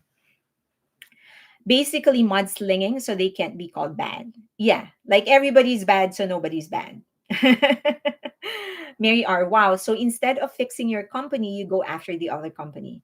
Right now, it seems the only option that they have, because all the pieces of evidence proving that they manipulated the stock price, they're already in the hands of the prosecutor. So clean hands doctrine is their way out. Hybe is trying to do everything right. Hi, so far, yeah. The one thing is that let's not be like too idealistic with companies. And I can say this because I own it's a small business, but no company is completely moral and clean by everybody's standard, right? Like for example, and I often use this example because it's everybody can relate to this example. For example, I have fired people who have never done anything wrong, like they are good at their job. It's just that it came to a point where I don't need that skill anymore because I can automate it. There's already a software that can do it. And I don't know where to place them. I don't have any vacancy in the company, right? And so if I fire this person, I can use the money that I will save to reinvest it in other things. So it's more practical for me, for the business, to fire that person. It is not a moral thing to do because they didn't do anything wrong, right? They've done their job and they're good people. I've come to love their families because it's a small business. I know their families and whatever, but I have to do it from my perspective because I don't need you anymore, and I can use that money to some for something else, and I can grow the company and employ other people. But the obvious moral question is, why the hell are you firing somebody who didn't do anything wrong? So that's one clear example of how unclear that moral line is. Um, so a lot of companies have done that, and that is just one aspect of the business. Many companies, no matter how good they may be, have done things like that. So and that and Hybe is not an exception. I'm sure that they have done a lot of things that that none of us would actually feel is moral, but they had to do it because they're a business. So don't be like, in any business, like don't don't be idealistic about who they are. It's just, you know, just it's business, and businesses don't have moralities. So I would say this, that Hybe, I think, is trying to do everything legal, but then legal aren't always good. That there aren't always moral. It's common thing among major IT companies too. Yes, very common. And I have to say that's the least of all the aspects of running a business. That's my least favorite thing. Firing people is my least favorite thing. Even when they did something wrong, it's my least favorite thing. It's never easy. Believe me, it's never easy to look somebody in the eye and tell them that, I'm sorry, this your source of living, I can't provide that anymore. That's especially if you know the families of these people. In a small business, it's inevitable for you to know them and their families. You know how many people rely on them. It's never easy. Never. They should have ethics though. Yeah. But you don't make Eva, but you don't make up things to fire employees. It's just that you don't need them anymore because of automation. Oh yeah, I have to, I mean, I'm legally bound to, I legally cannot lie. So I have to tell them the truth, and I'm also a bad liar. So Mary R says, I agree, it's not fun. And also, it's when you're, a lot of people think, especially those that don't run a business, and I'm sure all of you know this already, so I may be talking to the leaders of the choir, but a lot of people think that when they own the company, that they can just do what they want, that they're the boss, that they can wake up at whatever time that they want. That is not true. If you own a company, you, the owner, is the one that works the hardest. So you know, you do not get to wake up at any time that you want. You do not get to work only 4 hours a day. You can do that once you've automated some things, but now so you, when you own a company, you work the hardest. when everybody else are home thinking, spending time with their family, resting, watching their favorite Korean drama, you're thinking on how to, where are you going to get the next paycheck? Where are you going to find a new client, or how are you going to increase the sales? That's just, it's not, owning your company is not a walk in the park. It's not the glamorous thing that everyone think it is. Okay, I'd never thought of the shaman like that, but that's possible. Diana is asking, do you think Adore, um, oh wait, we're almost at 2 hours. Do you think Adore won't file for an injunction when they stop doing their activities and just sue people that want to work with old pants until the girls files for an injunction? Um, that is one. That is one possibility, that they're just going to, like, if anybody tries to work with them, they're just going to sue those people. That's a possibility. That is a good trick. Because you're not suing the town, you're suing those people. That's a possibility. um I do think that HYBE has more up on their sleeves than we think. The one disadvantage that we have, no matter how good we are at reading the law or interpreting the law or knowing the law, is that we don't have all the facts on our hands. The response that they sent to the five girls, in the response to their demands, what we saw online, those were summaries. That was 14 pages of response. So we only saw the summary based on the interpretation of reporters. So there's a lot we don't know. And in those things that we don't know lies the main strategy of Hybe and Adore. I've said that around agree. Okay. I've said that around May, they were a go between to protect other party, perhaps a certain other agency that employs her. Do not forget, the BioExplorer said, do not forget the shaman and the Roach discussion about five men, former Big Three, CC, and someone else, a politician maybe. Oh, yeah. So, yeah, there was definitely people. Okay, we're coming into our 2 hours. I want to watch the music video of V. If we get cut off, do you have other questions, by the way? Kindness, lol. K dramas are less dramatic. um, File what complaint that they ignored. They've already replied that old shorts are not considered employees. Oh yeah. So the Ministry of Labor said that it can't be workplace harassment because they are not considered employees. But then the other thing is that they can file. Think about this. Think about this. All of this talks about plagiarism, harassment. If they do think it actually happened, why are they not filing a case? Beja said, I will let you make money for me. I watched it. Okay.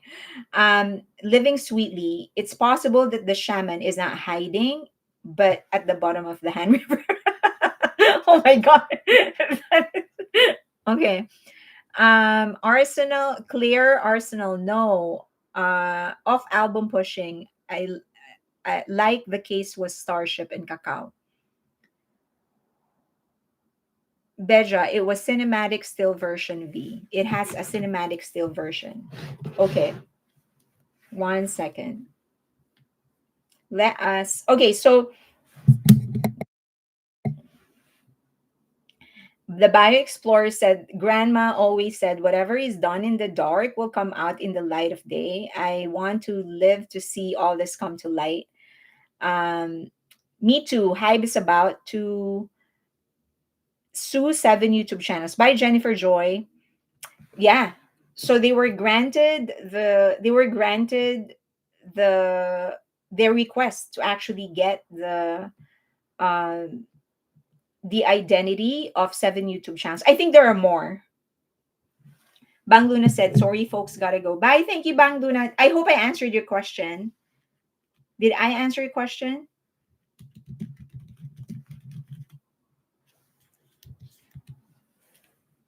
Okay. um the winter ahead with Park Hyo Shin, official MV cinematic still version.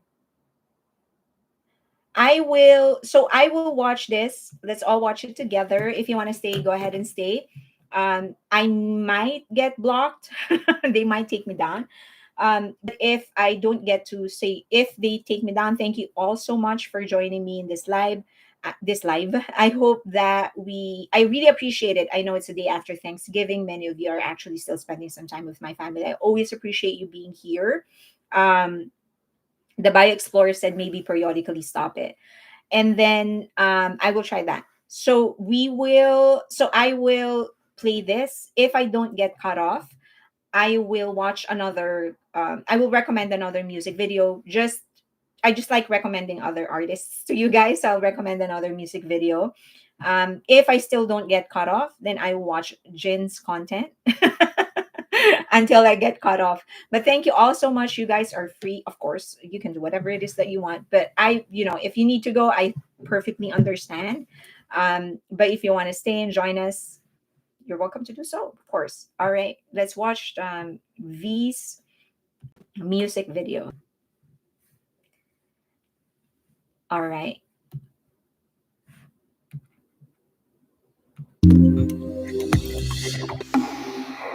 Maybe be just, I don't know. He has a short hair, so probably just before he went to realize that he's actually mouthing the lyrics. Okay, so let me remove the CC. All right. He looks so good. Recommendation of the Bio Explorer to actually pause it. But there's actually something that I really thought about. Um, he would be perfect for a mafia movie. Don't you think? I'm talking about V. He's going to be perfect for a mafia movie. Don't you think? Like maybe something like Vicenzo. He'd be perfect for that. Or maybe even something more period. I would love to see him in that. I think he fits perfectly in like the Goodfellas kind of genre kind of movie. Um, so I would love for him for I think him and Quentin Tarantino will work perfectly together. I think he's going to create a masterpiece with Quentin Tarantino. Okay. Booga Squad. He's a like a classic. He's an established balladeer in South Korea. So just reading off your comments, Gyeonsun creature romance scene, that would be great for him. I'm thinking also maybe, yeah, something like James Bond, or maybe even um like Goodfellas. I would love for him to like be the youngest in this mafia group or something. Like he's the youngest one. Um hmm. Have you seen the movie The Departed? Have you seen that movie? It was actually an adaptation of a Hong Kong classic, and then they did an American version of that. But I see him in the actual Asian version of that. I see him in something like that. So yeah, something like The Departed, Goodfellas, where he's going to be acting with like older, more established actors, but he is the youngest one. This, and it's one take, and they're actually singing, they're actually drinking. I do agree with a mafia movie, a period piece, a romance, but pardon me from detaching from the video. V can be a vampire theme movie. Vampire theme, that could also work. Um, you know what? Something like Edward Scissorhands. Like a modern take of Edward Scissorhands. Obviously not Scissorhands, but something like that, where like he isn't human, but he's more human than actual humans. Get what I mean? Something like that. Someone said Leonardo DiCaprio. That, yes. So Leonardo DiCaprio played the Hollywood version of The Departed. Um, so that's what I was talking about. But yeah, something like Edward Scissorhands, a modern take, a different one. As I've said, not Scissorhands, but something along that theme where he's not actually human, but he seems to be more human than everything else. Something like that. But also anything. Tim Burton, yeah. Oh my God, Tim Burton. Yes. Um, please direct as the video goes. Something in the black and white from the 1940s. um, okay. What else do you want me to watch? Please direct as the video goes. Some things in the black and white in my Agatha Christie remake, in any Agatha Christie. You know, it would also be like he would also be good. I see he's just so like I can see his versatility. I can also see him in something like a modern take of Scooby Doo, right? He would be good with that. Or but yeah, I can see him in something like Scooby Doo. He can also do like historical comedy. Ocean's 14, V with George Clooney and Pitt. Ah, he's going to be perfect for that. But also in something like a historical comedy. What was this movie with George Clooney um and Brad Pitt? It was a historical comedy. I can also see him in something like that. Here is with himself. Good night. Bye, Celeste. This remembers me of the crooners of the Rat Pack. I could just listen to his voice all night. The Monuments Men. I think so. That was it. Ocean's 11. Jin's fishing trip. Oh, the one that was like annotated by J Hope. No Scooby Doo. I think I can see him in Scooby Doo. I would love to see him in something like that. The movie made me think of The Phantom of the Opera. Also good. Um, for the Spotify playlist that V Solo are whining about, it's the curated playlist that Spotify creates. If you go on Spotify, curated playlist, the ones with the logo on the top right corner, the ugly fish. So I have to go into Spotify and then I will just see curated playlists. Is that how it works? Then click on the Spotify name. It takes you to their listed playlist. Really. The Spotify playlist. Spotify. Okay. I don't have an account in Spotify. We can do reaction videos more so we know. Okay, let's try here. Am I going to see it here? Let's all try to see what that is. Okay, so where do I go? You see it on my screen. Where do I go now? We can do reaction videos more. Multi-stand wants to see more reaction video. Okay, so where do I go from here?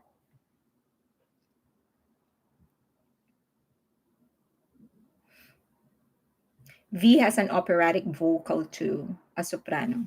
V is something like Kingsman, the Secret Service. Ah, that is good. I can actually see him in a remake of The Bodyguard, Korean version. I want him to do The Bodyguard. Go to homepage. Okay. Here.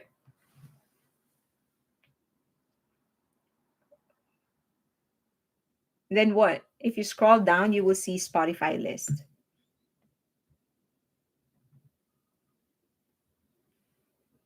Winter ahead. If you scroll down, you will see with his buddy now too. Whoa. For the bodyguard. I honestly want to see him in the bodyguard. A remake. Let's do it. The bodyguard. But I also want to what's that George Clooney? Like a historical comedy, I think.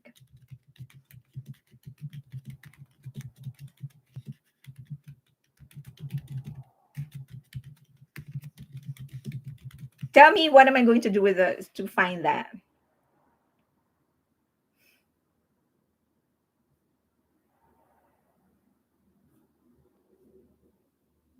I can't find it.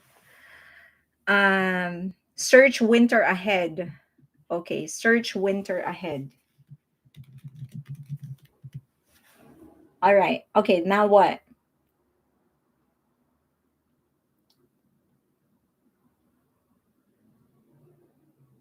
Inglorious Bastards. Yes, that's it. Inglorious Bastards. So what? So I search for winter ahead.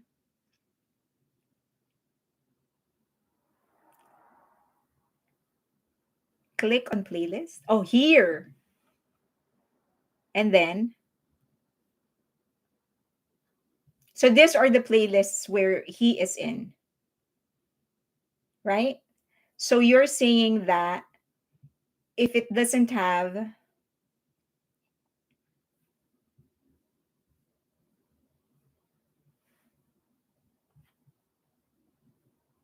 it's not an official playlist. You're saying these are just private playlists.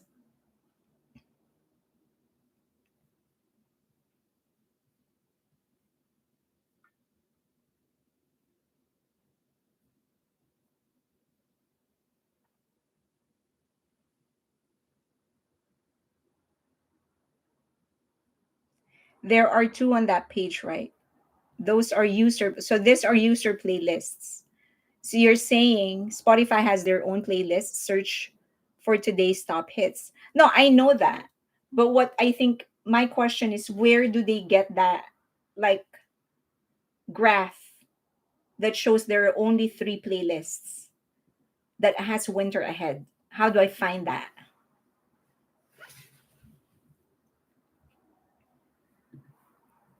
See, this is what I was talking about. How do I find this?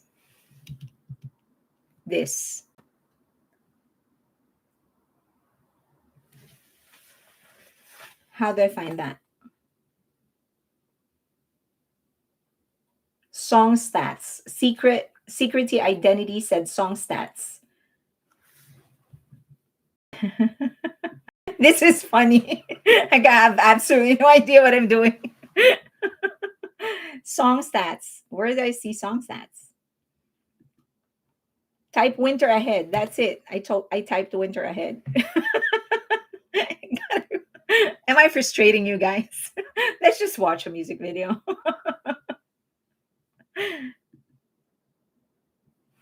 JK got some MF today MMA ceremony.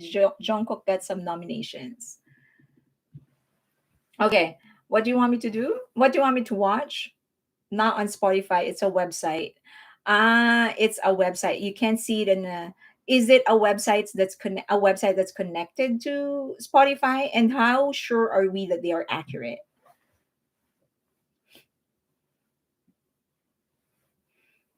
There are many websites that track it.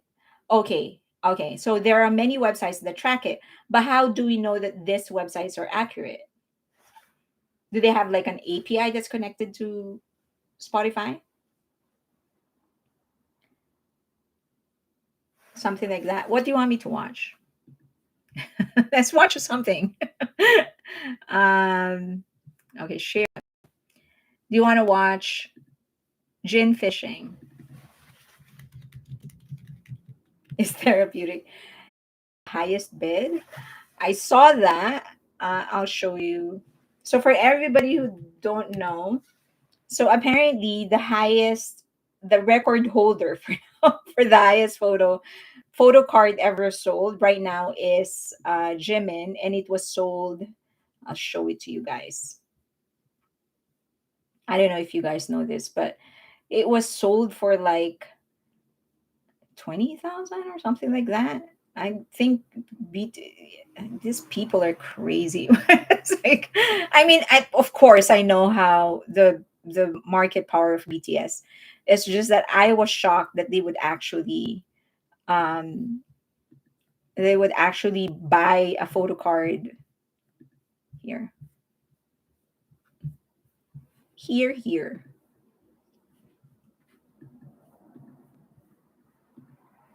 Ah, sorry. Sorry. Here. So apparently, this photo card was sold for 3 million won. Not this photo card, but Jimin has a photo card, and it was sold for 3 million won. This is secondhand trading, okay? So, and it was reported by Lighting Mart. So, and then the second most expensive was Stray Kids, and so 3 million would be 3 million would be 2100, 2149. I was wondering if yeah, are people crazy? Or are they like, I don't know, the daughters and sons of kings of Brunei or something? Why would you buy something like that? That's rent for 1 month. Imagine that. Even one of a kind, it would need to be signed and kissed by Jim. Excuse me, but I would need Jimin to actually directly hand it to me. Maybe not even that. For 2 grand, my God. Is this it or this? Which of the two? Is it the one on top? Oh no, this is the one, because this is the latest one.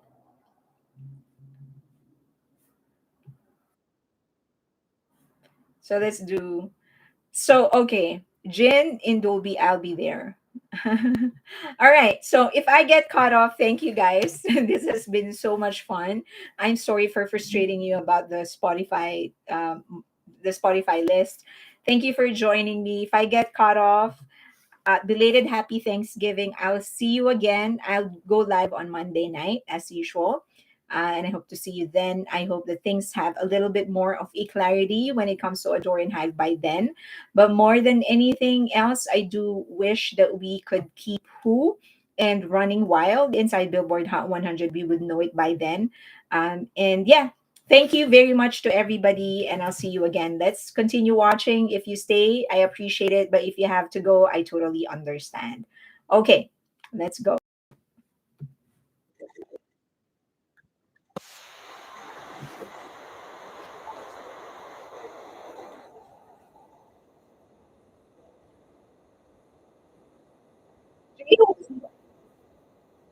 Bye, bye, for.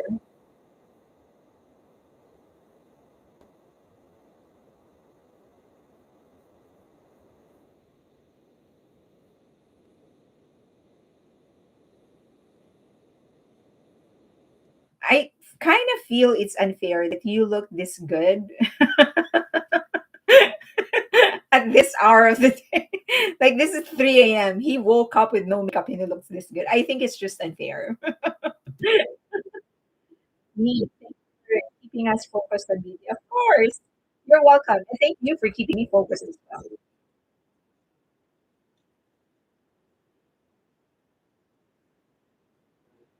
Lesson. Oh wow, 5 years ago with Sugar.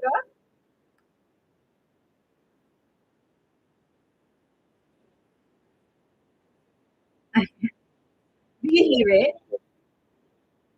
Do you hear the video? Sugar Rush said he can.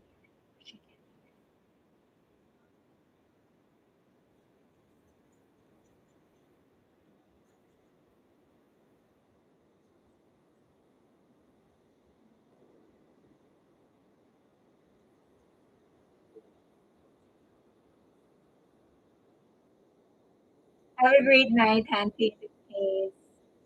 Why is your nickname like that? Do you have a store?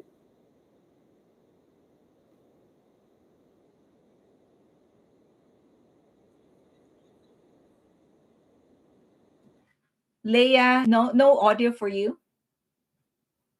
When he props his leg up in the rail like Jimin did in Are You Sure was hilarious. You don't hear the video? Hi, Chelsea. Jin turns 32 in 5 days. Correct. No sound from the video. Aw. So you can't hear the video?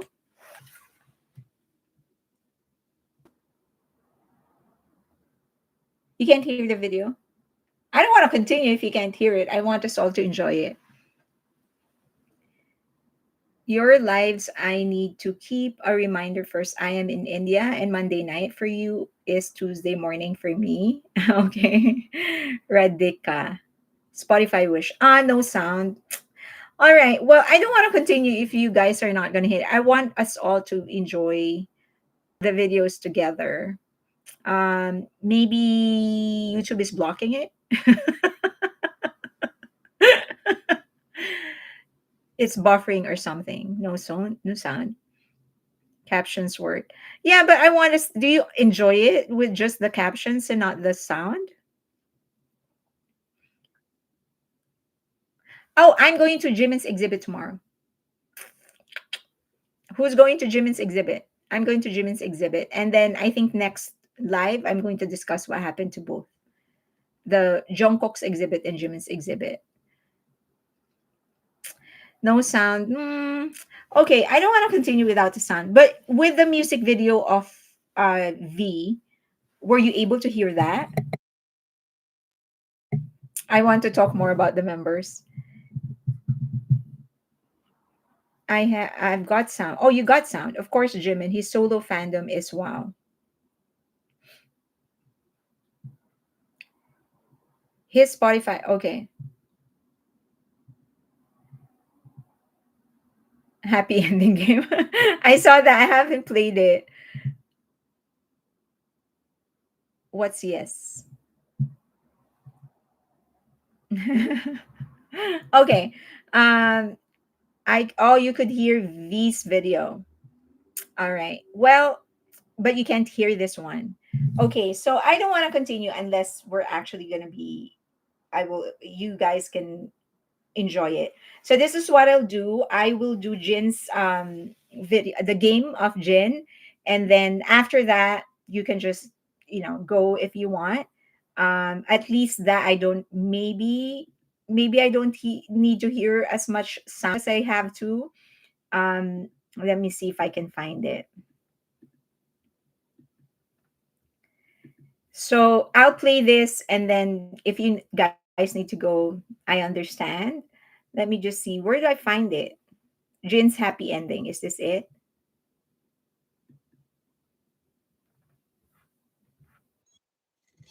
My God, the amount of content of Jin.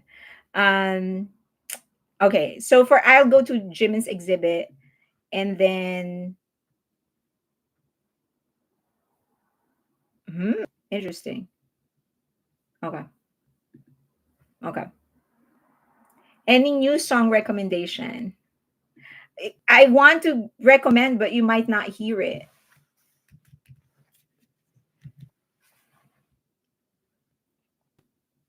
I'll do my song recommendation next time. Um, I know Jin has two Spotify videos too. Okay, so I'll do the game. And then, as I've said, if you guys need to go, I totally understand. I don't know if this is going to have a sound, but I'll play it. You're taking a bus home. I'm here today. It's Friday night. True, it is Friday night. Okay, I would pay that. What's the first one? Wait. Break the ice and ask, "Are you okay? Need a hand?" Maybe nothing for now. I'll say hi when the time feels right. He really looks like he could use some help. I'll run out and lend a hand. Hmm. So first option is break the ice. I'll go with the first option. This is most likely what I'm going to be doing. When I introduce myself to his neighbor and ask, would you 아, like 정말요? 아, 정말 친절하신 분이네요. 그러면 저기 조 박스만 혹시 한번 들어주실 수 있으실까요?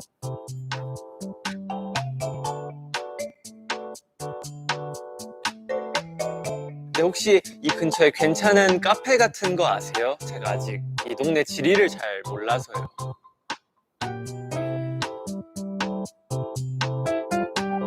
boldly suggest, I know a great cafe. Wanna go together? Oh my god. I don't think I'll do that. Are you a coffee person? I'm a huge coffee lover too. Wait, I have not finished reading. Okay, number two, I'm a huge coffee lover too. What kind of coffee do you like? Okay, number three, this area has some great hidden gems. Um, other than cafes, would you be interested? Ah, what would I do? Um, Lucky, she did not pick three. Are you a coffee person? I'm a huge coffee lover too. What kind of this is probably what I'll do. I'm just basing it off my own personality. I'll probably do this. Okay. Okay, I'll do 2. Of course, there's ads. I didn't end up in jail. Oh, there are options where it would lead me to jail. Okay. Should I ask what kind of coffee he likes? 어떤 스타일을 좋아하냐고 물으셨나요?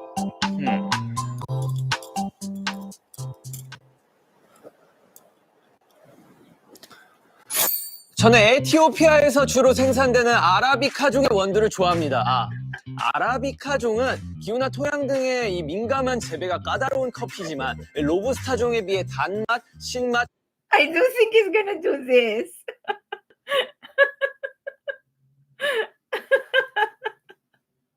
I will regret it. I picked number 1 and 2 for the first choice.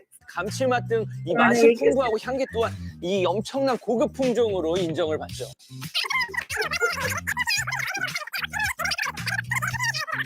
그런 느낌입니다.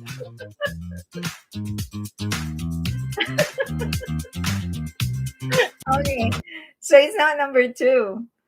Let's try.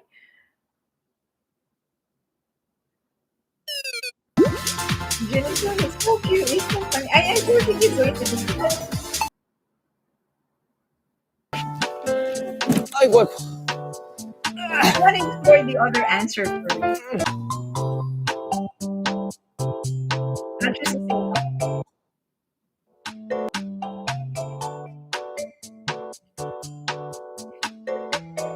네, 혹시 이 근처에 괜찮은 카페 같은 거 아세요? 제가 아직 이 동네 지리를 잘 몰라서요. But then I don't want to like suggest something else because he's looking for coffee. But I also will not recommend. I'm not going to choose 3. 와, 그런 데가 있다고요? 완전 재밌을 것 같은데요. 저도 그런 숨은 장소 이런 거 찾는 거 되게 좋아하거든요. 그럼 뭐 아시는 특별한 장소를 알려주실 수 있으실까요?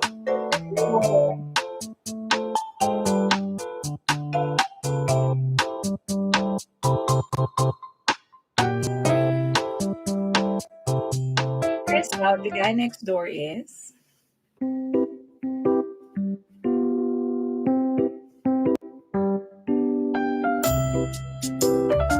one or two words. 안녕하세요. 안녕하세요.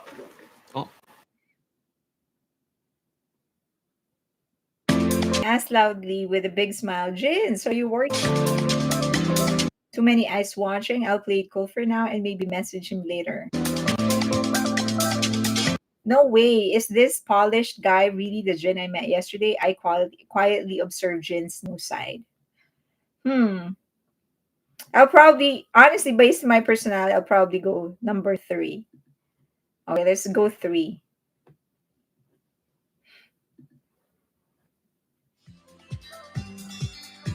Jin, you even think of this. Don't run away this time. How did he even think about this? Everything that he has worn so far works for him. This is top tier.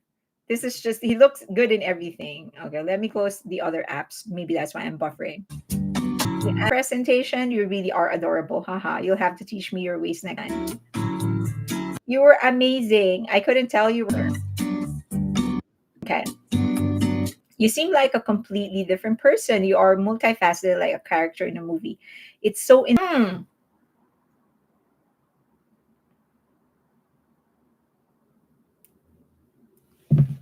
Based on my personality, you seem like a completely different person. You're so multifaceted.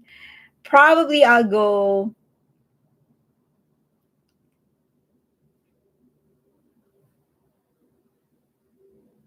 two.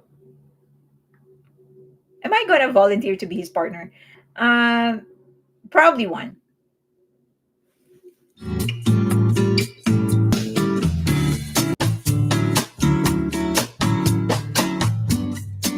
I told him his presentation was so good that there was no reason for 또 이거 알아봐 주시는구만. 알아봐 줘서 고마워요. 말씀대로 제가 평소에 이 좀 더 사랑스럽고 이 귀엽고 천진난만하고 이 뭐랄까 지켜주고 싶은 한떨기의 물망초 같은 뭐 그런 느낌이잖아요 제가.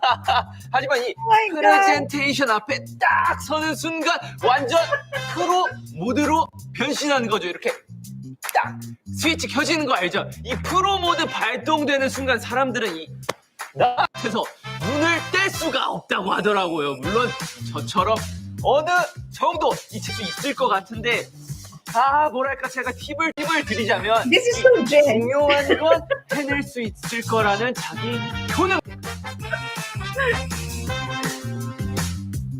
I just like that. It's so weirdo. I can skip.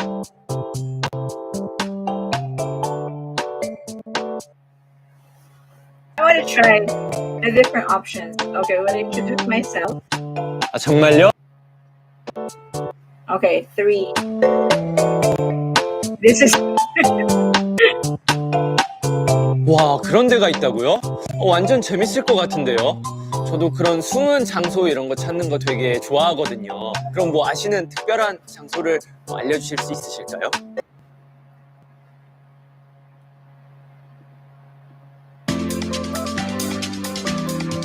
so I chose 3, right? Okay, let's choose 3.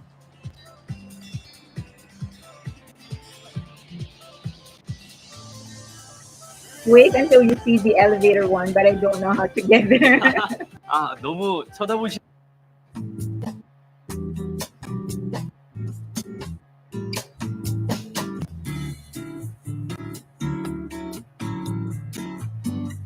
So let's do 2.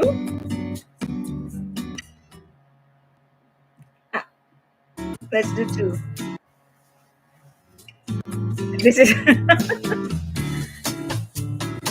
저도 사실 속으로는 조금 떨렸는데 뭐 그런 느낌이 안 들었다니 정말 다행이네요. 다음에 저희 혹시 같이 프로젝트를 하게 된다면 재미있게 일할 수 있을 것 같아요. 저도 기대가 됩니다. I like the first reaction better.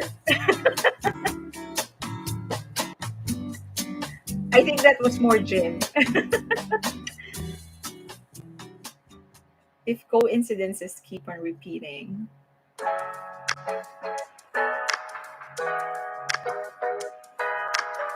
Okay. So I'm on chapter 3. So that means I'm making the right options for the others, right? This could be addictive, makes you want to keep going. Exactly. I don't even know how he thinks about this. I would love for his exhibit, if he does it an exhibit. I'm sure he's going to do an exhibit.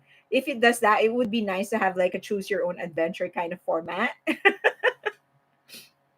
I hope you pick the funny one.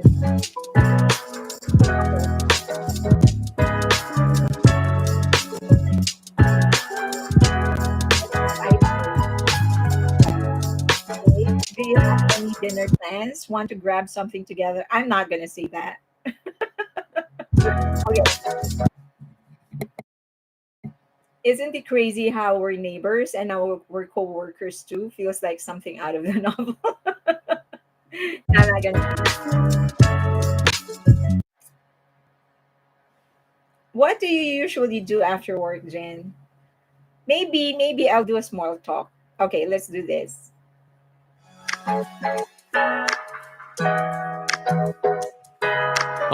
좋은 질문이에요. 저는 퇴근하면 주로 산악 자전거 타기입니다. 오늘도 이 산악 자전거 동아리와 함께 사이클이 예정되어 있는데요. 혹시 함께 하시겠나요? 이 산의 정기를 느끼며 달리는 느낌, 자연, 나의 심장박동 모두가 함께 이어져 있다는 느낌. 많은 인원이 다 같이 달릴수록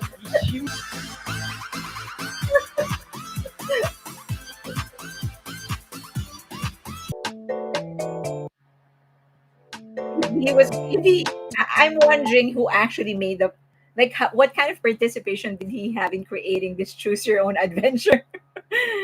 Okay, what did I choose here? The third one. Too many eyes. Did I go 3?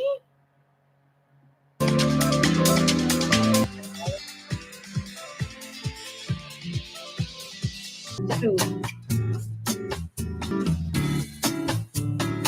저도 사실 Okay. Do you have any dinner plans? Want to do something? I'm never gonna do that. Isn't it crazy?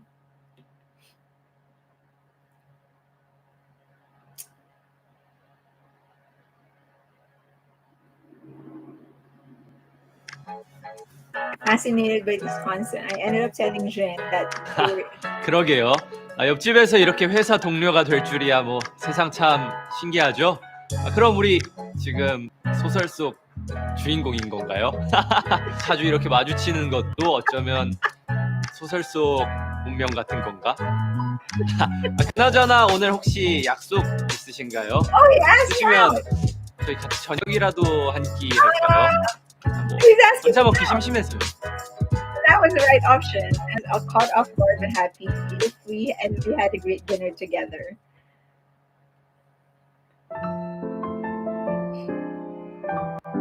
This is like Korean novella Choose Your Own Adventure. Given that we're neighbors.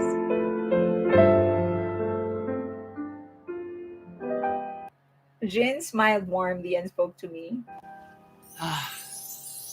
같이 걸으니까 아침이 더 좋네요. This is so fun. It's just fun for me.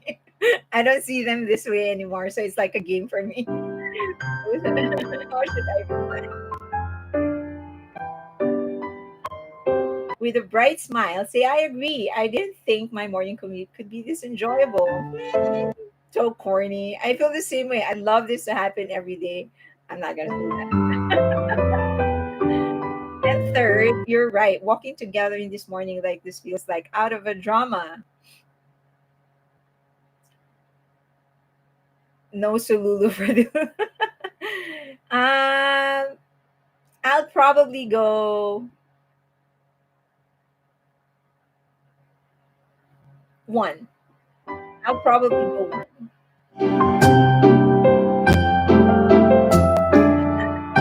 Mr. Don't be the Lulu led us to do.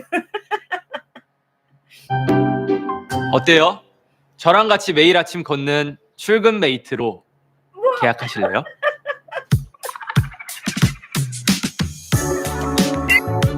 This is very clean drama. It's okay drama. This is so fun.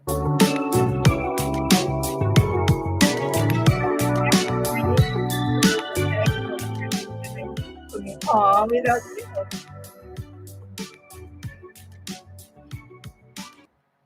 it well all the options will turn. Bye, Chelsea. Great. I also had so much fun today. I was hoping we could spend more time together. Okay. Option 2. Next weekend. I'm looking forward to it. I wonder what kind of things will happen then. Every little coincidence today felt so special that I hope it will be the same next time. Probably 1. I'm only working overtime because it's you. Doggy time. Say hi, baby.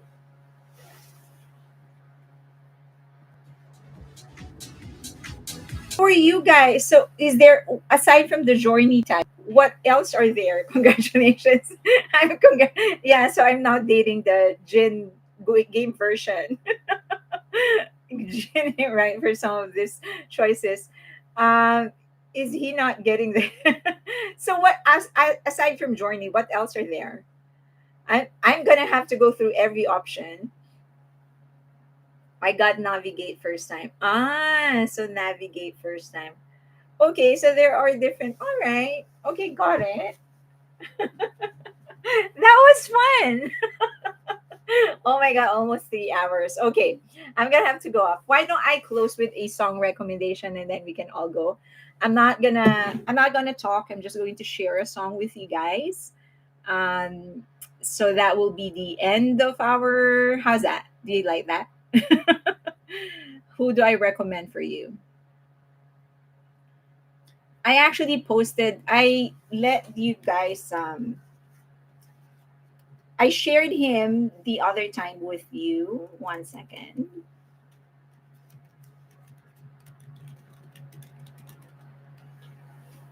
I was a dreamer. Hell yeah, I may do that.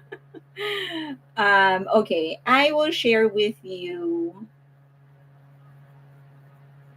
I'll share with you the version with the lyrics. So this song was from a legendary band in the Philippines, and it was written by one of the best songwriters we've ever had. The title of the song is "You'll Be Safe Here." I actually shared this on my Twitter, but just in case you haven't heard of it, I hope that you enjoy it. I won't talk after this one. I just hope that you like it. Check him out. After River Maya is the name of the band, but this song specifically, the title is "You'll Be Safe Here." So just something that is positive because we're so full of negativity this time. So, okay, I hope you enjoyed this song. Title is "You'll Be Safe Here." You can check out the band after, or the singer, the songwriter. His name is, I forget the name. Okay, but all right.